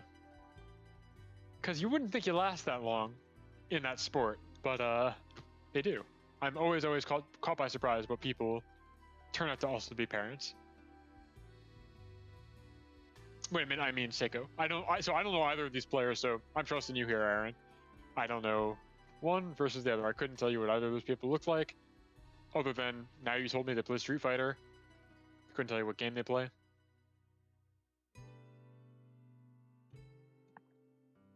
Yeah. Whew. How we doing? We got 40 minutes left on the dough watch. It's rising, gang. It's getting bigger. If you leave these overnight, they get huge. They hold very well. I understand, but I gotta cover my ass. That's always good. Covering your ass on twitch.tv is very important, as we learned. I don't know if she's still around, but Yansha, who was here earlier, got her main account suspended for 3 days because she showed a meme that had a real human ass on it for like 4 seconds, which is 3 seconds too many or something like that. She'll be unsuspended in 2 days, I think. And I'll have a permanent strike against her account because she did this horrible transgression. So, yes, that's what... Tsukimi, hello! Yes, she got banned because she showed... there's a meme that's like a guy standing in the shower with a comically inflated, like, photoshopped butt. And the text just reads, "Why is everyone so mean to me?" And, like, the joke is just that he's got a huge ass. But Yansha showed that on stream for a little bit too long and got suspended. It's incredible how terrified of body parts Twitch is. Yeah, that's why I gotta totally cover up. It's very important. Meme's a classic, right? And I think the best part is, I think it only came up because she was doing an image search for riffs on that meme, and she was trying to find an Among Us one, which is all drawing, no photo of human or anything. But in like the related images, it was there, in like the corner of the screen, and Twitch was like, on screen for 5 seconds. No, get her out of here, get her out of here. Doesn't matter that she's an affiliate. Doesn't matter that she pulls great numbers and, you know, earns us revenue through these subscriptions and donations and things like that. Get her out of here. Get this jobber out of here. She's gone. She'll be back. She's doing a 2.0 of her model on the 30th. We're going to be very cool. She's going to be very strong. I'm looking forward to it. My exposed wrists? Oh, your exposed wrists. For some reason I read you say, "Are my exposed wrists?" And I'm like, me? Huh? I ain't got that problem. I'm good. They'll never catch me. You'll never see it. Never, ever, ever. Also, Tsukimi, hello. Welcome to the PIZZATSUDAN. We are in the throes of letting dough rise while I desperately try and pull conversation topics out of my skull. You can't put handcuffs on a skeleton. They just slide off. What have we got? 35 minutes left on the dough? Hell yeah. I can't believe it. I thought I was gonna, like, pass out at the hour mark, and here we are. No, I got the bone under these. These are obviously very clearly, like, rubber kitchen gloves, but the problem is, when you try and knead dough with your dumb little bone hands, you either get dough stuck in the joints, which takes forever to clean out. It's not fun. Really gunks up your hands, makes them hard to use. Or your bones get really hydrated if you have to do stuff with like water when you're kneading. And that hurts for a different reason. So I just try and keep my hands clean. But these are not bone at all. These are rubber kitchen gloves. You can even see the rubber mesh on the bottom. If you want to see the bone hands, you gotta come for when I do model building. That's when the gloves come off in a very literal sense. No holds barred. So like Plamo Weekender 2 weeks ago, or whenever I do my next LEGO stream, which might be like next Saturday. No, I'm going to be busy next weekend. There will not be a stream next weekend, except maybe Monday. We'll see. I might do a LEGO stream next weekend. I'm going to be busy. My folks are coming up, so... You like your pizza boneless? I very much do prefer boneless pizza rather than bone-in pizza, but that's just me. But yeah, when I build stuff, the gloves come off. Couldn't possibly build with gloves on. Gotta make sure to play tomorrow then. Yeah, absolutely. I will make time for you, Kate. I just spent about an hour talking about how much I love Dota. I will absolutely make time to play Dota with you tomorrow. Did you try putting your flesh back into your bones? Back into your bones? What does he mean by this? That sounds horrifying. To remedy that problem. To which I say, if you can find my flesh, I will, I guess, try it. I don't know where that shit is, though. I haven't seen it. When they popped me out of the ground, it wasn't just sitting there in a nice little Ziploc bag, or in like in a case of emergency break glass. On your bones. Okay, well, same question. If you can find it. Does this mean my flesh will grow back? Yeah. If you can find it, tell me. I'd happily try it. But that's on you. You gotta find it. Venus, hello. Welcome. Welcome. We're 90 minutes into the stream, which means that we are 30 minutes from having the dough finish rising. It's getting so big. It's looking like, looking quite good, I gotta say. I hope that you guys are enjoying watching this stuff grow in real time. In like 15 minutes, I'm gonna go ahead and preheat the oven, and I should probably start boiling water over the stove so that I can do the hard-boiled egg that I want to cut and put over the breakfast portion of this pizza. Because, Venus, there's a point redeem that you can do in my channel for a mere 1,500 points that lets you suggest a topping of your choice that I'll do in the next PIZZATSUDAN, whenever that ends up being. So right now on the queue, we've got bacon and caramel from Fuba, and for this week up, we had sausage was recommended and eggs. So I am tasked with the challenge of making a breakfast-themed pizza. I'm going to do that by using cheddar instead of mozzarella. I'm going to do I think, cream sauce for the spread with just a hint of tomato. And hopefully that'll have the good flavor palette of like a little bit of ketchup on a sausage and cheese sandwich. And we'll see how it pans out. Has modern science advanced enough that one can synthesize flesh, organs, and skin? Or is that not a thing yet? I know my alma mater was very, very excited about trying to grow heart tissue on a plant. They had like this whole big thing that they were parading around where they were using like a genetically modified spinach to grow like blood vessel tissue. Hated seeing that shit. Probably very cool. Hated looking at it. Really made me unpleasant and made me feel unpleasant rather. I'm not here to look at plants with blood vessels, thank you very much. But I think we're probably on the way. You're at 1.2 thousand points. Yeah, you'll get there soon enough.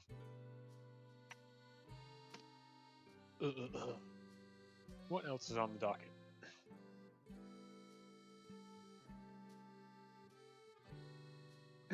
Right, so then the other question is, Tom, other than being busy, why haven't you been streaming programming like you typically do every Saturday night? There are 2 reasons for that I can attest to right now. Thank you, Fuba. First reason, the thing that I typically work on has been finished for now. I typically every Saturday would stream me building out the next feature for the vtuber plugin that I work on, which is a heart rate monitor. You can hook up to a bunch of different devices. There's a Pulsoid, which is an app that goes through your phone that does heart rate monitoring. I recently added the ability to directly connect via desktop if you have the right USB dongle. And so you get that. It connects to VTube Studio, and it gives you a bunch of tracking parameters that you can use to drive various fun aspects of your live 2D model. For example, if you're doing a ring fit stream, it gives you a tracking parameter that you can use that simulates breathing and how a sine wave would go for breathing, where it gets faster and faster and faster the higher your heart rate goes. There's tools that let you get flushed, etc., all based on your heart rate. Very happy to make this plugin. It is basically feature complete right now until VTube Studio gives me more stuff that I can mess with. The last update, like I said, adds the ability to direct connect without needing an app, and adds the ability to trigger arbitrary hotkeys by using your heart rate as a threshold. So like if I panic and my heart rate spikes above 120 BPM, you can trigger a hotkey that would like make my model shudder or toggle items on like my face or what have you.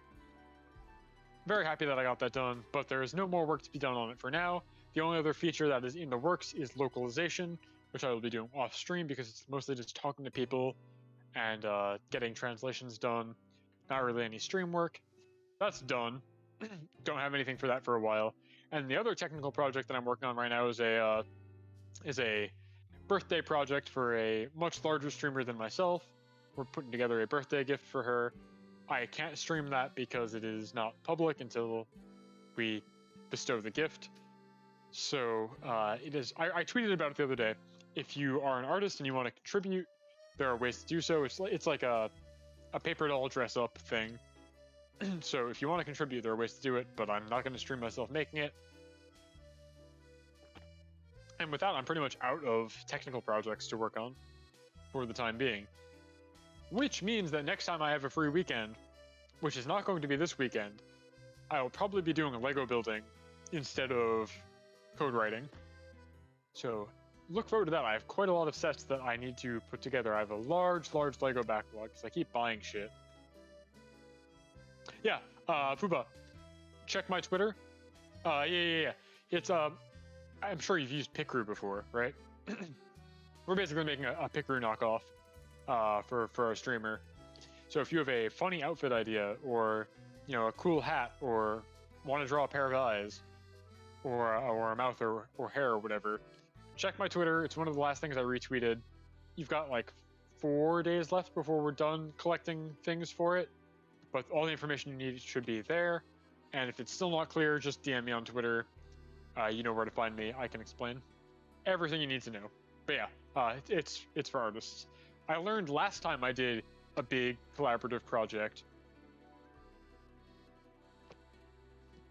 which was like back in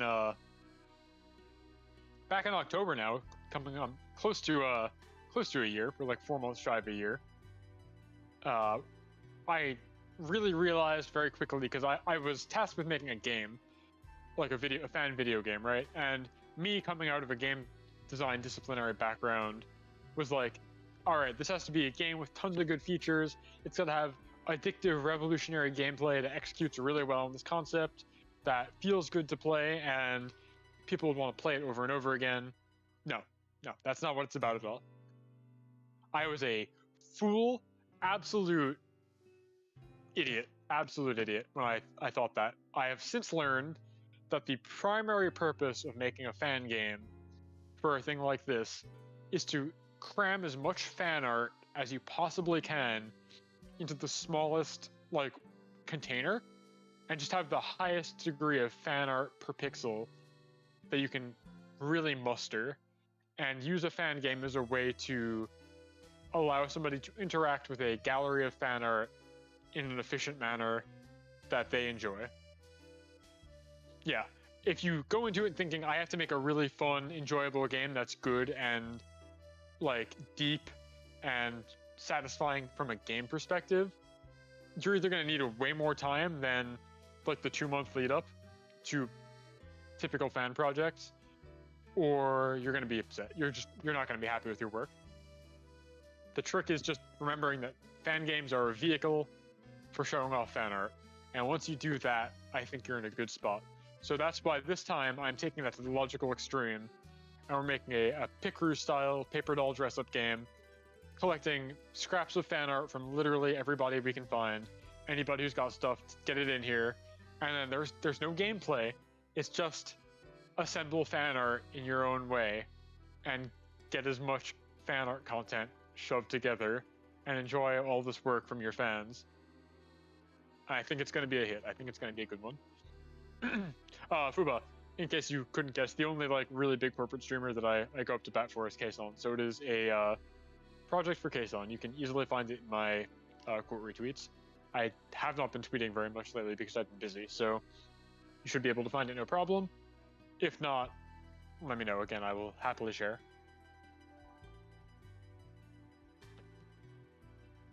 Oh boy.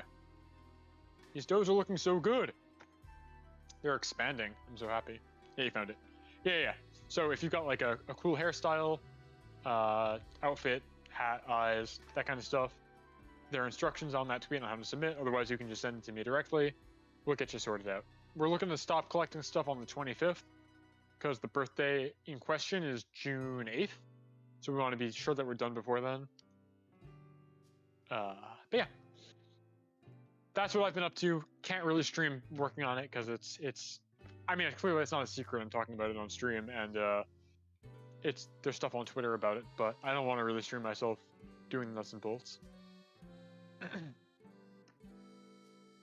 So until I have a new technical project, it's going to be Lego every Saturday. And then this coming Saturday, the reason I'm not free is because my parents are coming up, which I haven't seen them in about 4 months at this point, which is always nice. They want to help me get some gardening done. My dad is a huge green thumb, very, very adept at growing plants from nothing, bringing them back from the brink. He has a very extensive bonsai collection that he has contributed to and maintains.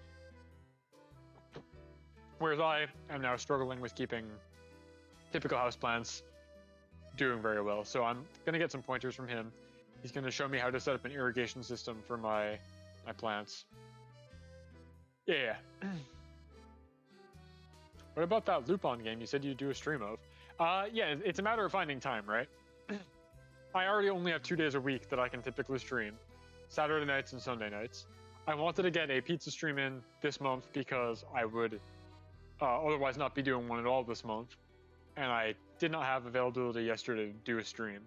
So my one Sunday this month that was free, I dedicated to doing this, which is now. Next weekend, I might have time on Monday to do a building stream. I don't know. The thing with the Lupin game, right, is that I think, as I said, I would probably want to do a full Let's Play of it because I actually like it. And I like Lupin the Third. And I think the game is charming and has a bunch of good points for it. And I am just not a streamer who has a schedule that really accommodates a Let's Play. Like, when you think about, like, so the only game that I've done a full Let's Play of, other than Ape Escape 2, back when I just started out, and those VODs are lost to the sands of time. Kind of unworkable VODs. I have them recorded, but the sound quality is really bad. This, that, and the other thing.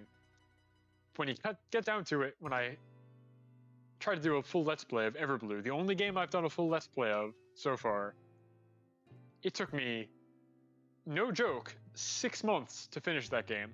I started it in October, and I technically finished it, I think, last month.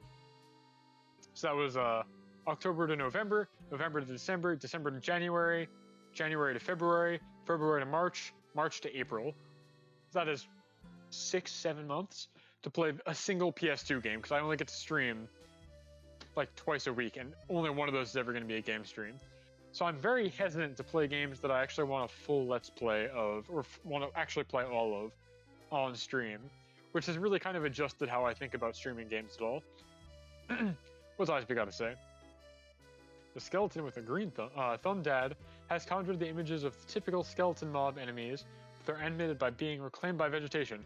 ISB, have you ever played the video game Grim Fandango, the point-and-click adventure by Double Fine, or LucasArts back in the day? Because in that game, you are, in fact, accosted by the skeleton mob, as in Mafia. And because you are already dead, the guns in that universe shoot like darts. Yeah, Tim Schafer production, Tim Schafer joint. The guns in that game shoot darts that have fast-rooting flower seed in them. So they hit you, and the flowers grow through your bones and basically, like, dissolve you. It's very gnarly, but very cool. A very cool take on how you would commit mob violence in the afterlife when you're already dead. It's sick as hell. They call it being sprouted. It's very, very cool. It leads to a very cool visual, like what you said. Very good game. That's another game I would love to do a full Let's Play of, because it's a skeleton masterpiece. There's no two ways about it. Only problem is it's a mid-90s LucasArts game, so the puzzle logic is nonsense. Unless you really know what you're doing, you'd need to spend a lot of time or have a guide. Now that's interesting. Yeah, Grim Fandango is a fantastic video game. One of the first characters I ever did cosplay of, actually, back at PAX East. I had this big papercraft Manny Calavera skull that I would wear over my thing, and then obviously the rest of his outfit's just a human outfit, white suit jacket. So that was a lot of fun. Got my teeth cut on making physical props, and because it's PAX, I actually got to meet Tim Schafer not once but twice while wearing that costume, which was a lot of fun. He's a very nice guy, unsurprisingly. He's super cool. This was back before the remaster came out, so the first time I met him, I was like, oh man, this game kicks ass, great skeleton representation, wonderful story, like it's very visually appealing. I really hope we can get this freed from whatever LucasArts Disney vault that it's stuck in. And he told me at the time, like, it's probably not going to happen. It's like such a cult classic. We don't have the money to get it out of the vault. We can't buy the license. It's not going to happen. I got him to sign the inside of my giant paper skull, and I shook his hand and said, you know, I appreciate it. Viva la Revolution. Let's go. Maybe someday. 2 years later, I come back. Grim Fandango HD Remaster has been announced, and I think it was out at that point. But at the very least, it was definitely announced. I meet him again, and I was thrilled that we had succeeded. We got the game coming out. Very, very pleased. He signed the mask again, so I've got a giant paper skull sitting in my parents' house right now that has 2 signatures from Tim Schafer on the inside of it. Being paper, the skull is kind of falling apart, but I'm probably going to snip out the autographs at some point when I finally do a teardown of that prop. A lot of fun to make. I didn't mean mob as in goonmook, which in now realizing is also the mafioso language. Exactly. Yeah, Tim Schafer's a great guy. He lives up to the Tim of Legend handle on Twitter. Alright, I'm going to preheat my oven. Since we are now 20-ish minutes, I'm probably going to cut it down to 15 because I'm getting a little lightheaded, unsurprisingly, from all this talking. So let me go preheat the oven. If you have a stone at home, you want to do like 535, 550 as your temperature. If not, highest you can get it at would typically be where we're going to go. Let me go do that now.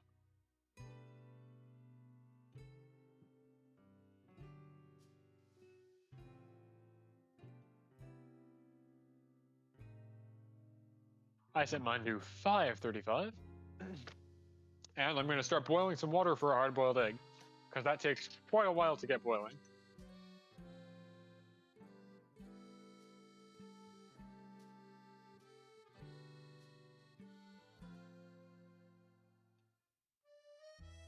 We fill up the pan full of life-giving water that we will now boil and drop a life-sustaining egg inside. Though, Fuba, if you've got questions about the project, I would implore you to DM me rather than ask me in chat right now, unless it's something really quick and not very involved. But yeah, you can ask. I guess ask away. Try. You can try me. We'll see how it goes. But if you have like very specific questions, I'm gonna ask you to take it to DMs. What do you got though?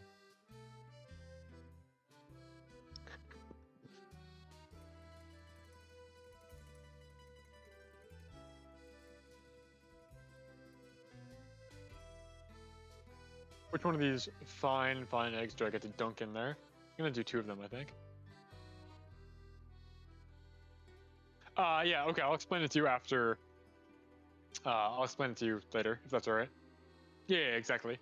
I will give you the details after the stream. or actually no, because that's gonna hold you up on if you wanted to get to drawing right away. There are two mannequins basically that we have that you can draw stuff over. There's like a normally proportioned one, and then there's the Chibi SD one. So you can choose either. There should be templates that you can use. There's a link to artist resources, I think, in the tweet that I quoted, and there's a chibi size model and a regular size model that you can use to draw over. So I think that'll take care of that. But yes, you are correct. There are two different sizes that you can draw over for the paper doll. Fair question. Let's crack these open. Looking good. These are actually dough-ass doughs here. Yeah, no problem. No problem. Thank you for contributing. I look forward to your artwork. It's always very good.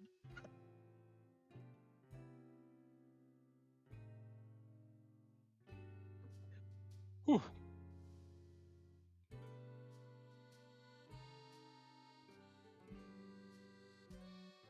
Gonna make some final preparations here. Put my book away. Something you guys probably don't know is that every time I do one of these streams, I have a notebook over here that one has the recipe in it so that I can read it easily, and two has every topic I've ever thought about talking about on this stream written inside of it. I otherwise don't really use planners, but this one's useful. I get a lot of really awful handwriting, chicken scratch notes, reminding me of what I should be talking about during Zatsudan. Because even though I do a lot of stuff and I'm very busy, all hours of the day, I have almost no unstructured time. As soon as you put me in front of a camera and microphone, I will forget everything I've done in the past month. Did I see your bacon pizza last week? You know, I don't know that I did. If it was last week, I wasn't checking the hashtag because I didn't do a stream. I'll have to check. That sounds good. And I'm going to have to do a bacon pizza, it sounds like, in the future. So, I will buckle up and see if you've done a better job than I have. Almost certainly. Yeah, let's get all this stuff cleared out.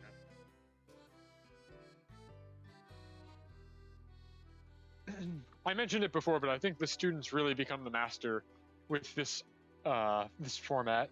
You guys know what you're doing for sure. Where is what I'm looking for? There we go.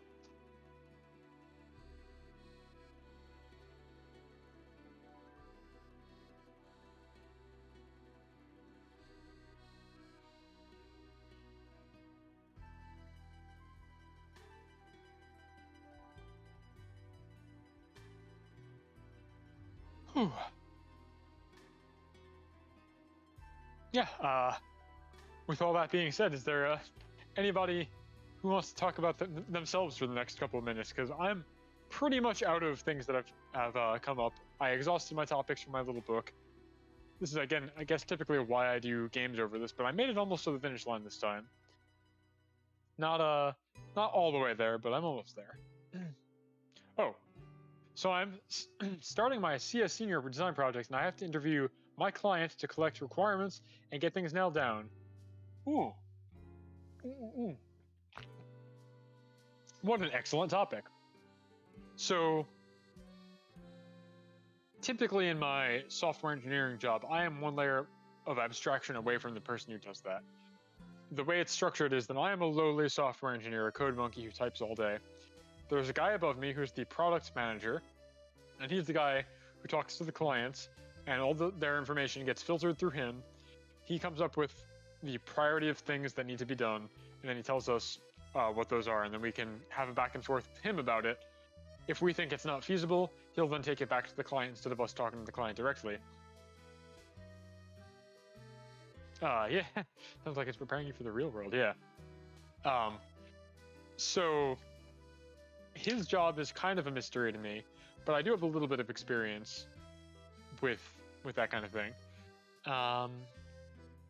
What would let's see, so client requirement to get things nailed down.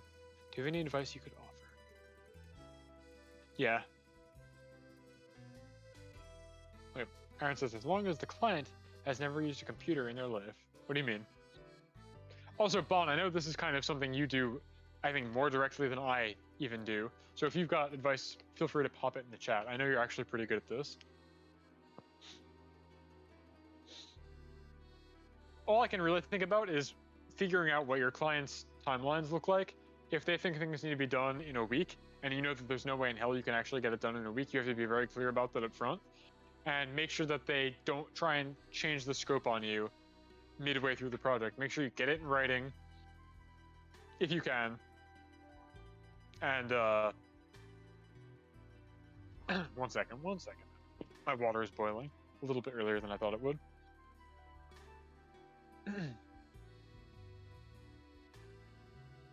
I'm leading a team of 3 others, so I feel. Oh wow, that's actually not bad at all.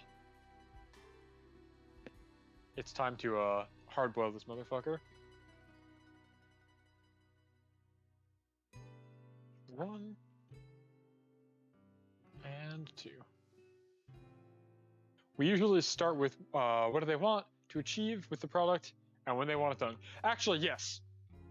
So in terms of requirements, there's a very large separation between what do I want it to do and what do I think, how do I think it should be done, right? Ideally, your requirements that you collect from your client should be, you know, I need a database that can show me the medical history of all of our patients, something like that. That's a good set of requirements. A bad set of requirements is I want a web page that presents me patient data as a pop-up, or you know, that has this, that, the other thing. They should tell you what they need done. They shouldn't tell you how to do it, or how they think it should look, or how they think it should work. They just need to tell you, I need a tool that will help me with this job. That is the core of the requirement, I think, is what is this task that I need to get done? It should never be the specifics of how it gets done, because that's for you, the esteemed software engineer, to figure out. A written plan in 2 weeks. I see. Bon says, yeah. What to do, want to achieve. I think I want it done, yeah. So that's really the only advice I can offer, is make sure that you're not writing down the client saying, oh, I want, let's say you're making a video game. They're going to be like, oh, I want a game that looks just like Doom, whatever. But what they really mean is, I want to make a first-person shooter or something like that, right? Or I'm struggling because I'm on the spot here, but I hope I'm making myself clear, where it's about what task they need help with versus how they think they can be helped with that task. The customer often doesn't actually know what they want, but they do know what they need. And that's the difference, I think. Figure out what gap they are experiencing, and then it's up to you to figure out how you fill that gap.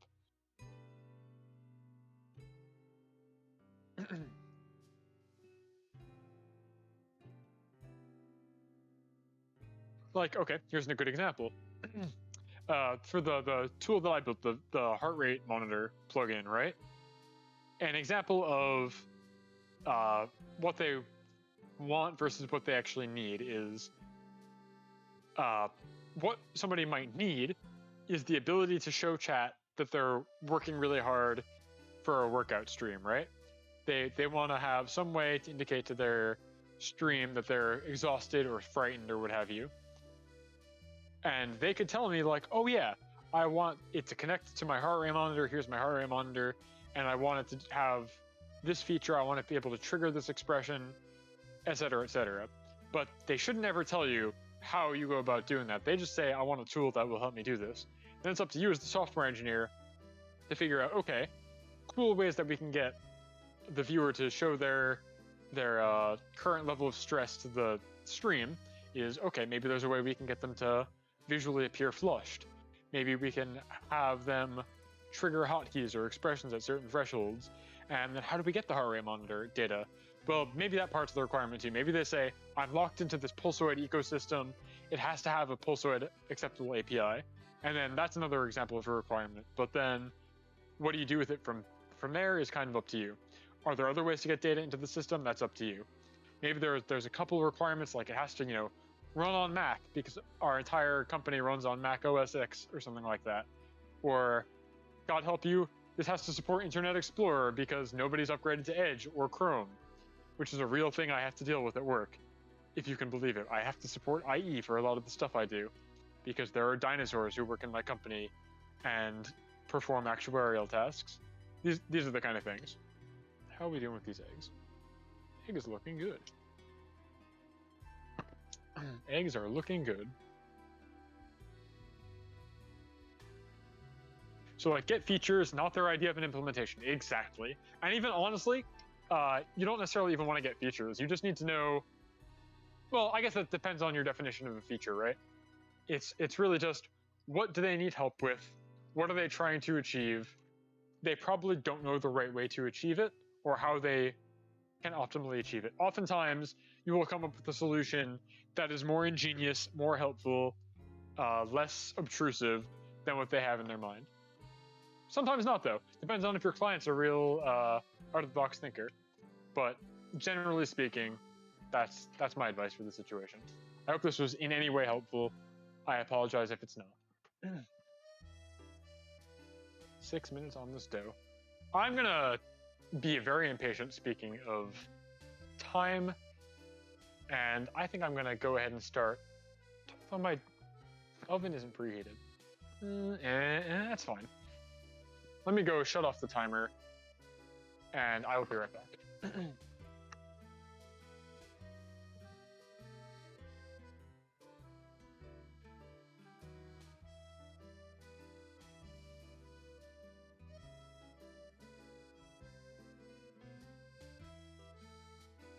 I do not feel like waiting 5 more minutes. It is time to get this dough into a pizza form. So now I don't have to worry about making it as round because it is already round from the container it's in, a part I traditionally have very much struggled with for PIZZATSUDAN. And now, because it's already round, all I really have to do to stretch it is just, like, stretch this way instead of having to do the knuckle drag method. Giga brain, yeah. Thank you. Cutting it and letting it fill the size of the container rather than cutting it after it's already filled the size of the container, I think is very much the better strategy here. So you'll still want to stretch it out quite a bit. Make sure that it's not too thick. You don't want it to be too thin though either. And just expand out from the center with your fingers. Get some flour on there so that it doesn't stick to anything else. The worst thing that can happen is it sticks to the peel. You want this to be very heavily floured. Very, very heavily floured. It's very important. Boom, like so. If it sticks to the peel, it's fucking game over. So, this is actually looking pretty good. Almost circular. It's got the trim for the crust. Remember that this will rise quite a bit, so you don't really need to puff up the crust too much. There we go. I can slide it around on my peel, indicating that it is not stuck. If it ever does stick, what you'll want to do is you'll pick up a corner and try and blow underneath it to get a pocket of air between the peel and the dough, and then you can slide it around more easily. So yeah, let's keep this where it is.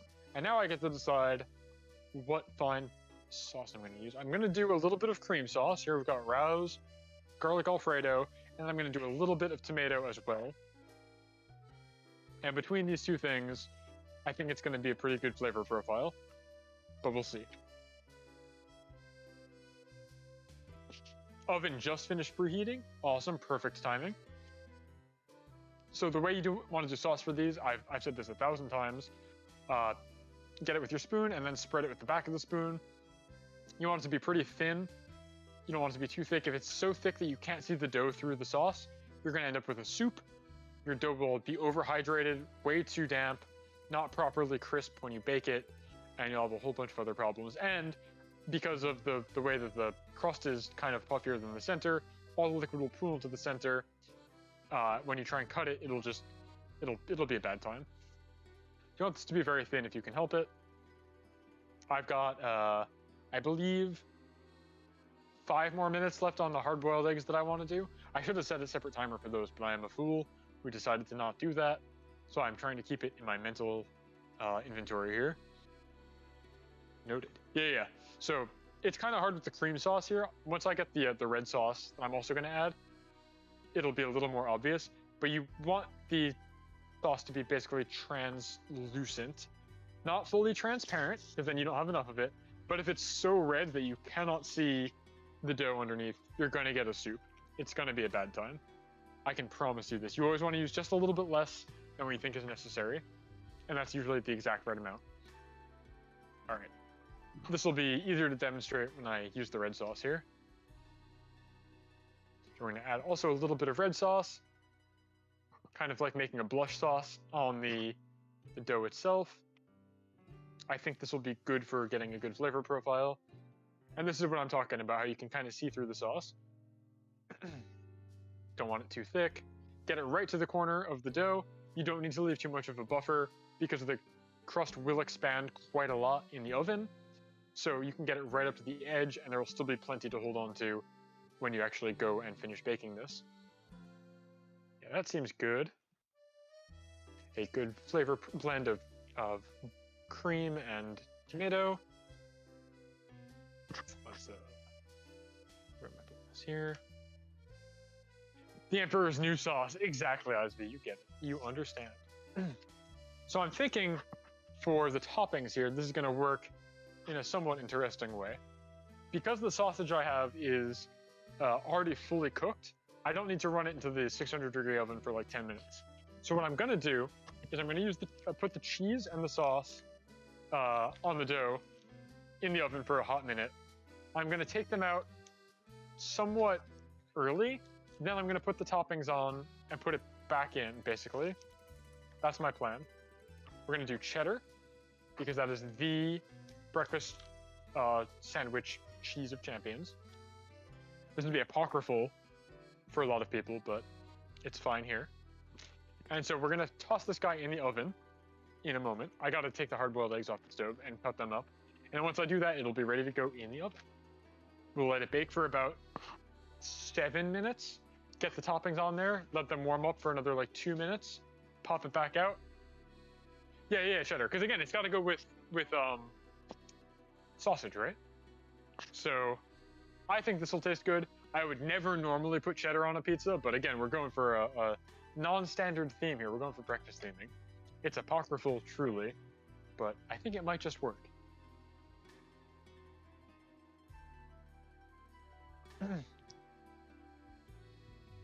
Sous Chef Bon, would you like to help me peel these hard-boiled eggs? If not, no problem. Just curious.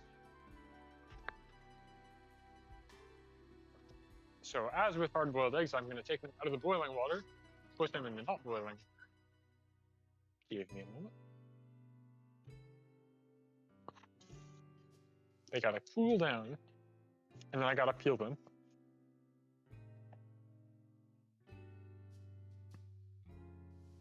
Eggs.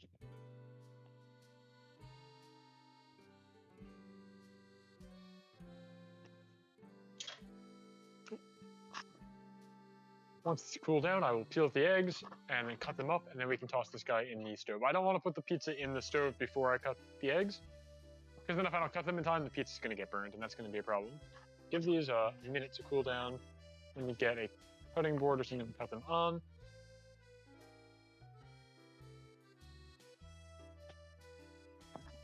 I don't want to cut them on the mat here, as I will probably pierce the mat if I do that. Where is my knife? Here's my knife. Unsheath this motherfucker. Alright, time for some egg peeling.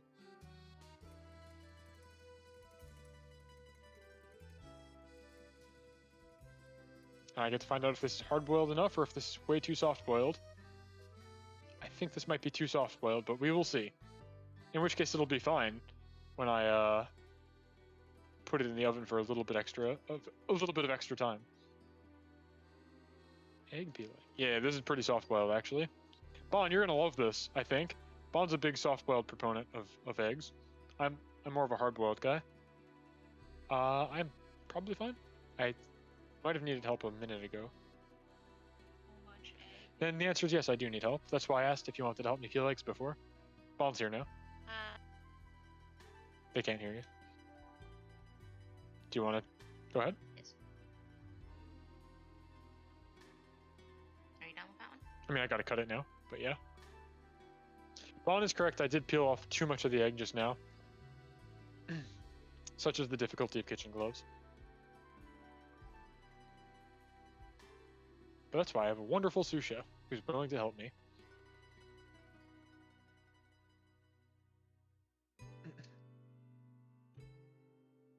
In the meantime, I'm going to go ahead and toss this guy in the stove. So once your oven preheats to 535, 550, whatever you got, make sure you can still shimmy it around.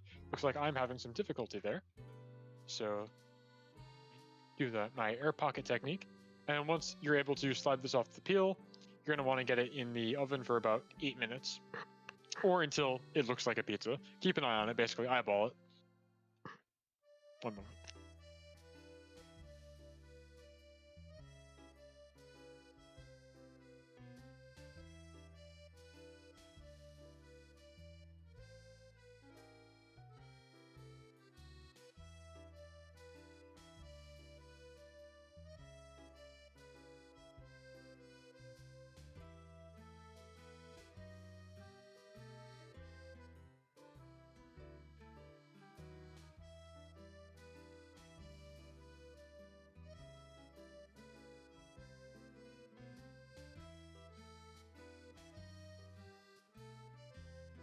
I do gotta say, nothing feels better than opening a 600-degree oven in the middle of a heat wave where it's already 95 degrees out, right? Really just truly pleasant temperatures I'm dealing with in this kitchen. It's good stuff. Yeah, Bon is an egg expert, if you will. Expert. Yeah. So we toss that guy in there. I think it's we do have central air, yes. It's shockingly not on right now, though. I'm gonna turn it on.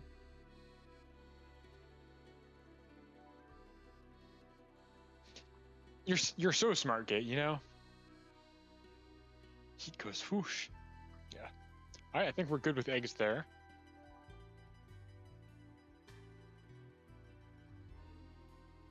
And so we've got that, and then I'm gonna take some of these sausages, which are just loose in this box, which is pretty cool. I'm gonna chop these up real fine, and we're gonna put them on the pizza, and it's gonna be a good time. Thank you for your help, Sous Chef Bon.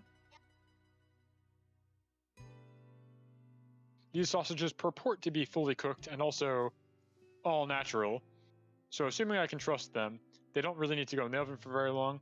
And with the eggs, I'm just going to put them on at the very end. Long enough to get warm, but not long enough to get burnt. This is my plan.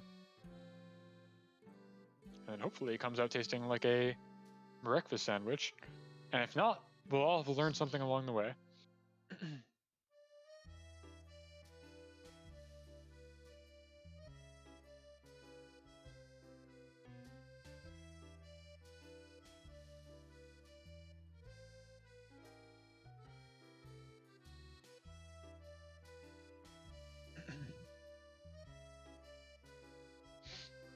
Whew. Anybody else need any wonderful software engineering advice or anything of the sort?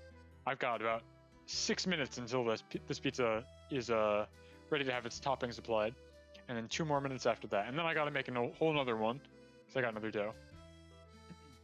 So hit me with your best shot, or don't. It's fine. I can talk about Dota some more. You guys want to hear about Dota again, right?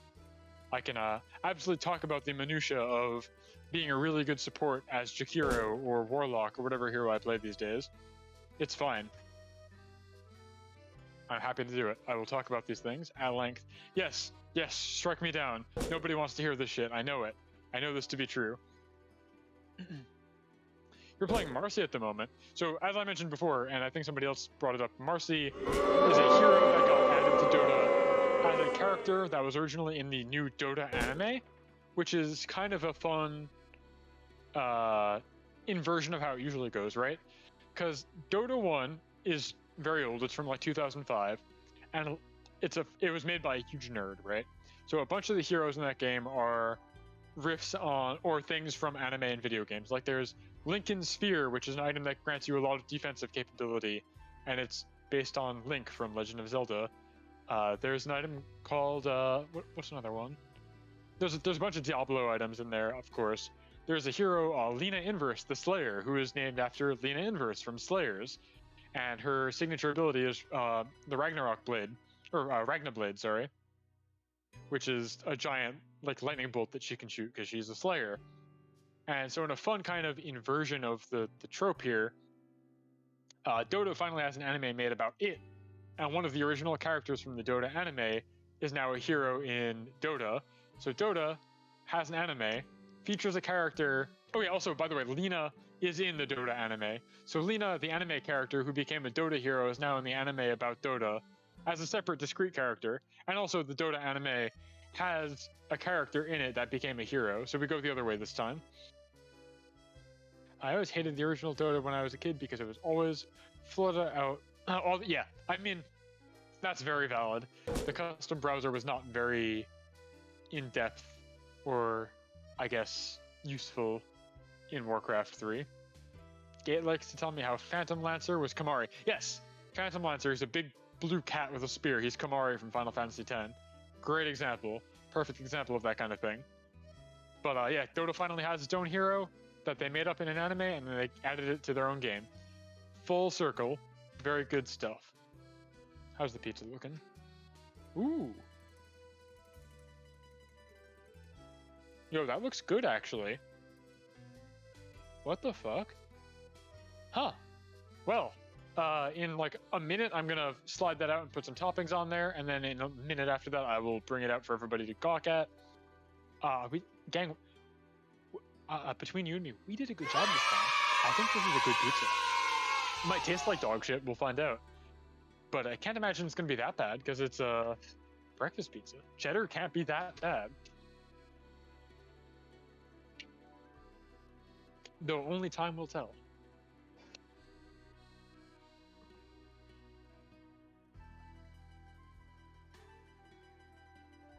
Okay, yeah, let's slide this out and put some toppings on there. One thing other than better sound quality I want to work on for future PIZZATSUDAN streams is somehow being able to get a camera that can pivot into the oven or towards the oven so you guys can see this while it's baking. I don't really have the space or technology to do that right now, unfortunately. So you'll just have to trust me on this one.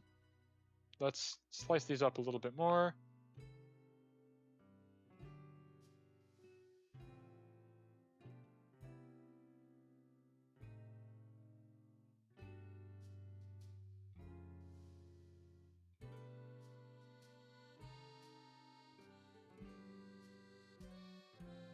I think I didn't account for cheddar having like a different melting point than mozzarella. This thing looks good. It's not bad.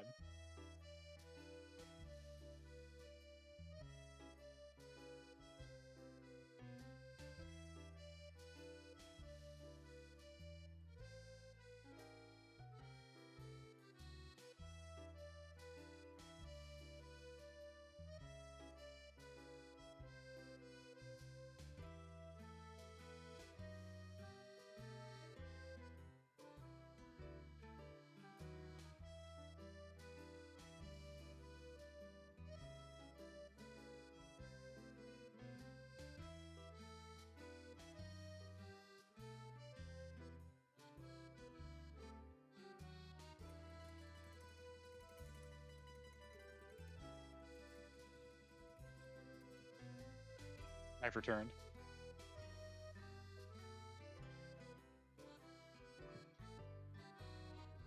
Ovens are normally shiny. Mine's not. It's caked in burnt. That is not a primary concern of mine. I would not worry about it. Uni oven? What is that? Is that one of those like portable ones that you keep trying to get me to buy?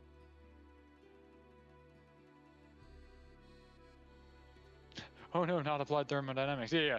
It seems like the cheddar melted right away, which is good. It melted really evenly.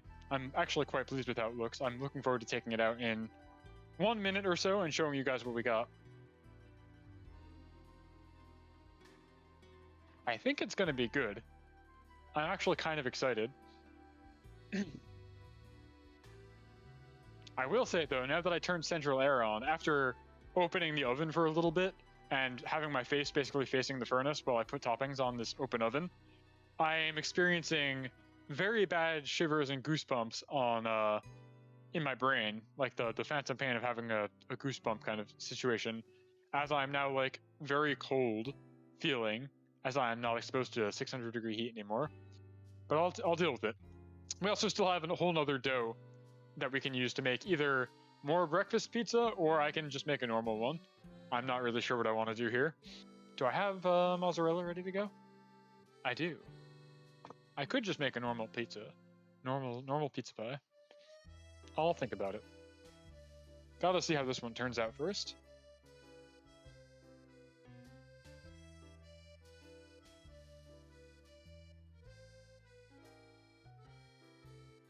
And you know, I think it's probably done. Hard to say. I'm not really sure what visually I'm expecting it to look like at the end here. But everything's definitely cooked. So let's just take it out and give it a try.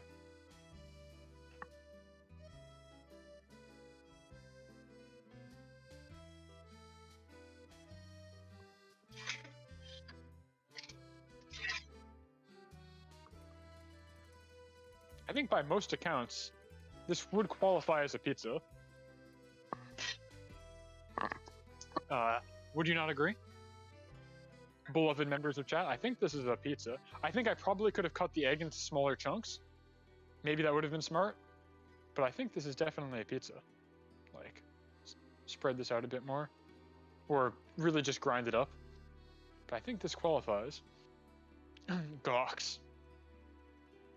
Looks good. Yeah, it's a little more orange because I used the combination of the red sauce and the white sauce, and then I used cheddar. So the color I'm not like thrilled with. I think there are ways that I can make this visually look better. But it all boils down to how does it taste. Gotta wait for it to finish cooling. And of course, gotta sprinkle some pepper on it. Could not have a breakfast sandwich without pepper. So these two shall be peppered. Defaza.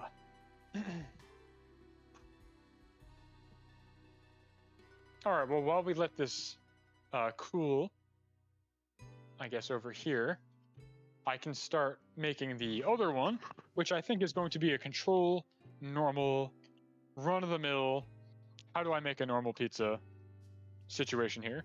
Make sure your peel is once again nice and clean. Flour this motherfucker to kingdom come. The worst thing that can happen is your dough sticks to your peel when you're trying to slide it off into the oven and becomes misshapen, and your whole pizza experience is just ruined.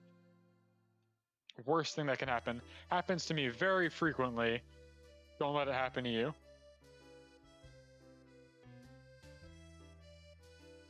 Alright, there we go. Flour this motherfucker up. Will you put the eggs and sausage still? I think I'm just gonna make a normal one. I need a control to see how everything else pans out here. Personal pans out. I do have more eggs though. I could do another one. I don't know if I want two of them. Like, what if this tastes really bad, right? Then I've basically ruined my dinner. And more importantly, I've ruined Bon's dinner. Because I'm cooking for two right now. So,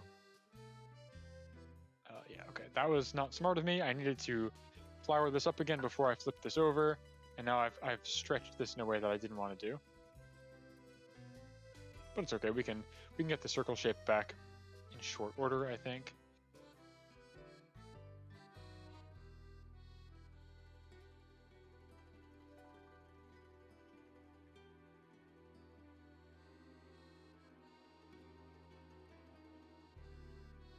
If I were really trying to impress you guys, I could try and do some tossing.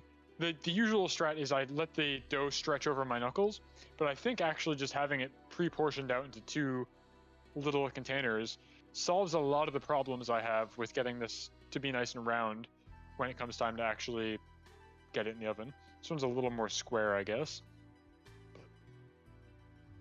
If you're a real stickler for how clean the crust needs to be, your mileage may vary. Does this slide on the peel? No, there's a part that's stuck. That's no good. Lift it up, get some flour under there. Stretch it out again. It's very, very, very important that you get this thing to slide around on the peel. Number one rule of pizza making. Corner is stuck.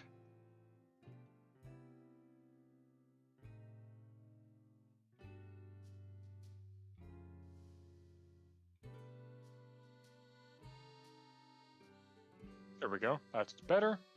Slides around effortlessly, glides right off the peel.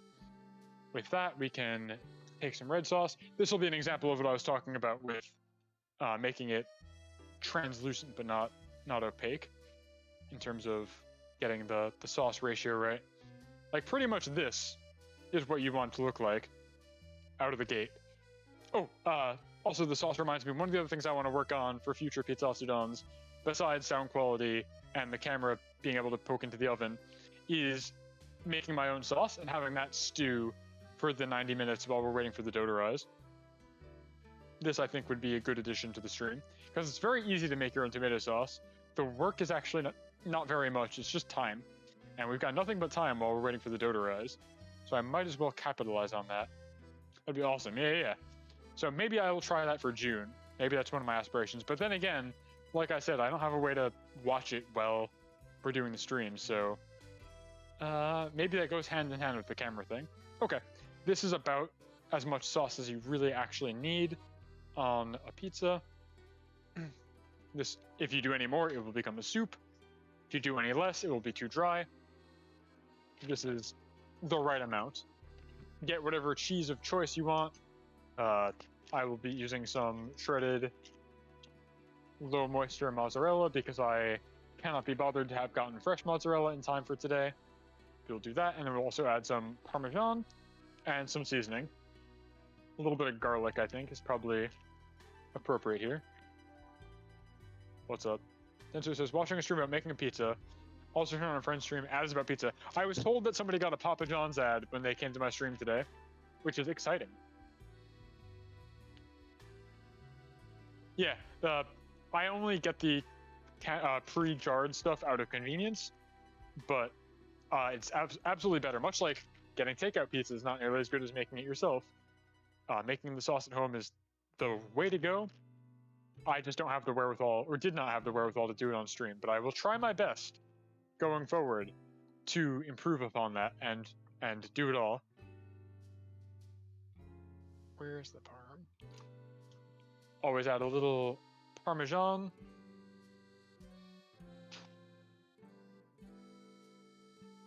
The secret ingredient for pizza, people think it's just mozzarella, but you always got to add the crumbly hard cheese. We will add a sprinkling of Parmesan, or you can do Pecorino Romano if you prefer that. Gives it a nice bit of salty flavor to whatever you're working on. There we go. And then seasoning. Let's get some... where is it?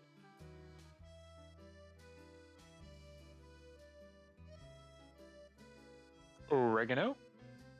Big oregano enjoyer in this household. I go hard with this. And basil. In a week or so, I think I might be able to do... Or in a week or so for the next PIZZATSUDAN, I don't know when the next one's going to be. We might be good to do fresh basil, because we've got some growing outside. But it was not in the cards for today. I did not have the wherewithal to go portion some ahead of time. And I hope this stuff is still good. I've got some super preserved pepperoni. Please still be edible. It'd be very unfortunate if these were stale. But they're probably fine. 1, 2. Always about the pepperoni. And I guess I'll toss the sausage on here as well, because I got a couple of pieces of sausage left.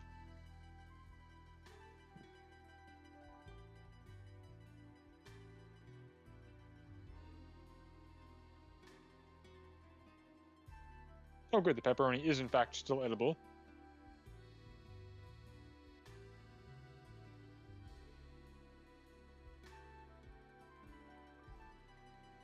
There we go. That looks like a pizza. It's about to look even more like a pizza once I get it in the oven. And we can do tasting of the first one now. Let's go. Just gotta slide this motherfucker off the peel. Surely nothing will go wrong.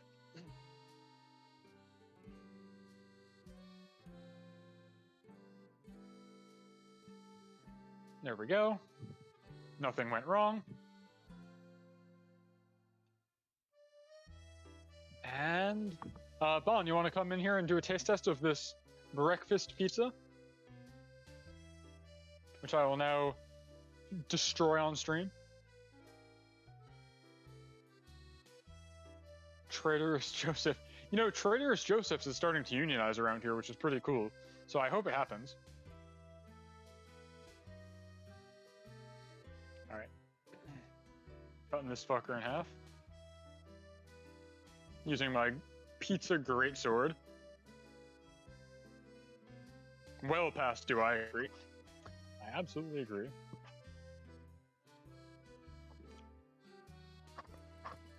Want me to do quarters or sixths? What do you want? Quarter should be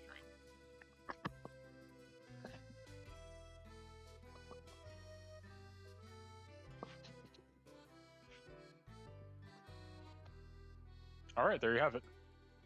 Please let me know what you think.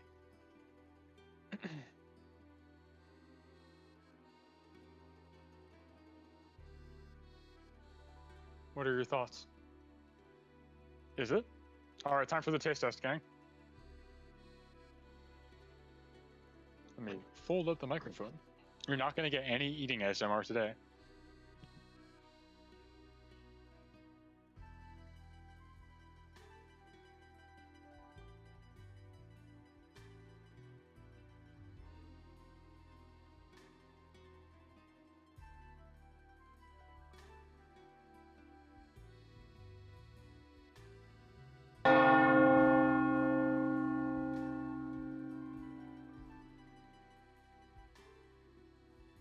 Hey Reina, you're just in time for the very end of the stream. I appreciate it. We made a breakfast pizza today. We had redeems to get me to put eggs and sausage on pizza from 2 different individuals. Unfortunately, those have a common theme of being breakfast related. So we did cheddar cheese instead of mozzarella. We used a combination of red and cream sauce for like a more butter biscuit kind of flavor, and the ketchup being like a hint of, or the tomato sauce being a hint of ketchup, and then eggs and sausage. It actually came out pretty good. Yeah, welcome, Reina. Umineko, yeah, that tracks. That makes sense. I hope you had a nice stream, and I'm glad you're able to stop by. Though you are, as I said, right at the end here. So make yourself comfortable. For those of you who are new here, this is the tail end of my month, or yeah, pretty much monthly at this point, or sometimes bi-weekly PIZZATSUDAN stream.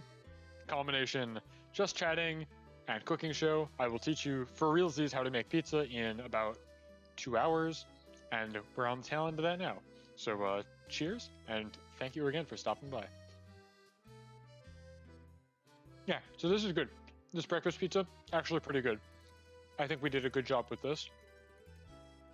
I would actually willingly make this again, even if nobody redeemed points to make me put egg on a pizza. And I think next time, I would try what Bon's recommending with, try to do like a sunny side up kind of situation. Oh, Jesus. 7 subs? Fancy Man Pyro, you're cracked. That's a lot. I can't believe you paid money for this. But thank you. I appreciate it. You're certainly under no obligation. I really do want to stress that. Streaming is not a way for me to make ends meet or to pay rent. It is just a way to be social. So please don't ever feel like you're obligated to subscribe, even if you really like my content. But it's never. I'm never gonna say no. But I appreciate it. It's the balance, the duality. Yeah, okay. This pizza's a winner. This is the best novelty pizza I've made so far.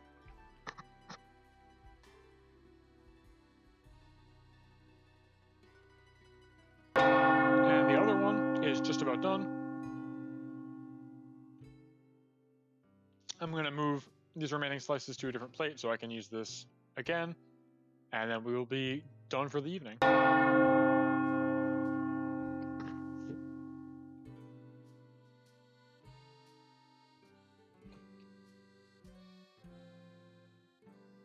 Actually, while I got folks here, if I were to get more emotes for the channel, what expressions or emotions would you want conveyed?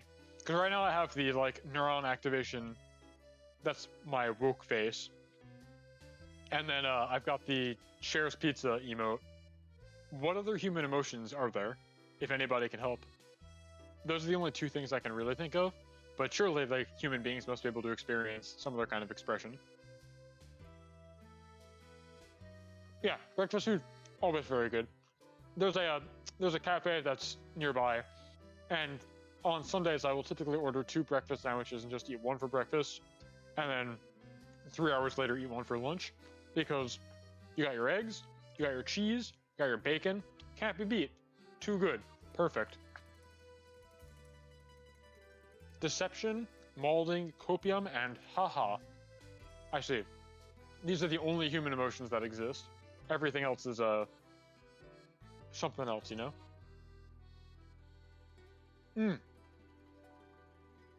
I like the idea of the jaw falling off, and it's an expression I wish I could do with my model, but I don't know how well that would be conveyed in like a tiny little spray, you know?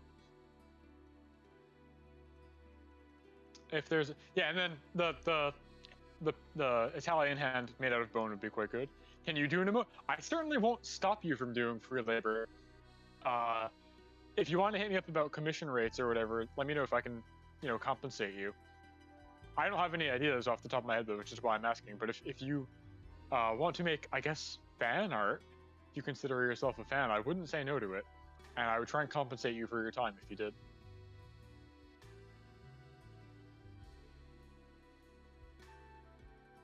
By all means, I certainly wouldn't say no. Oh, let me get the other motherfucker out of the oven. And then we will call it a day.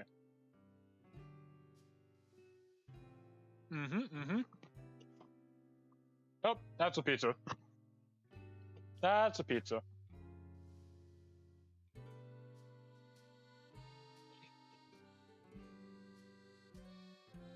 Oh yeah. That's a pizza.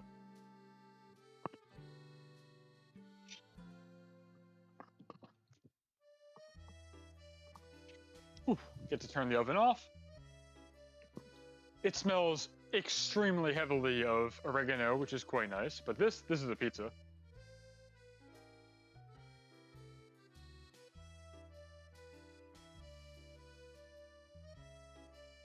And this is pretty much what you can expect your good old red sauce pizza to look like when you use just the right amount of sauce.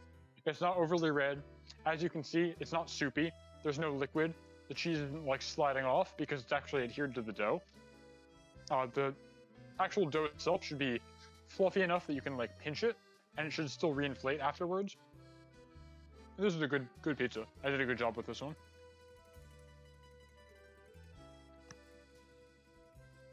But that said, I've still got more breakfast pizza to eat, so I'm gonna save this one for later.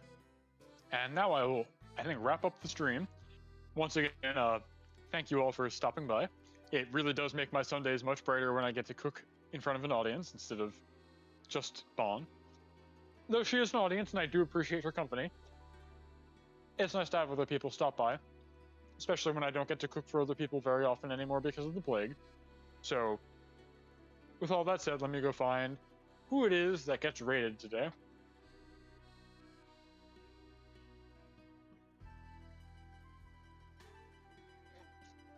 Who's that?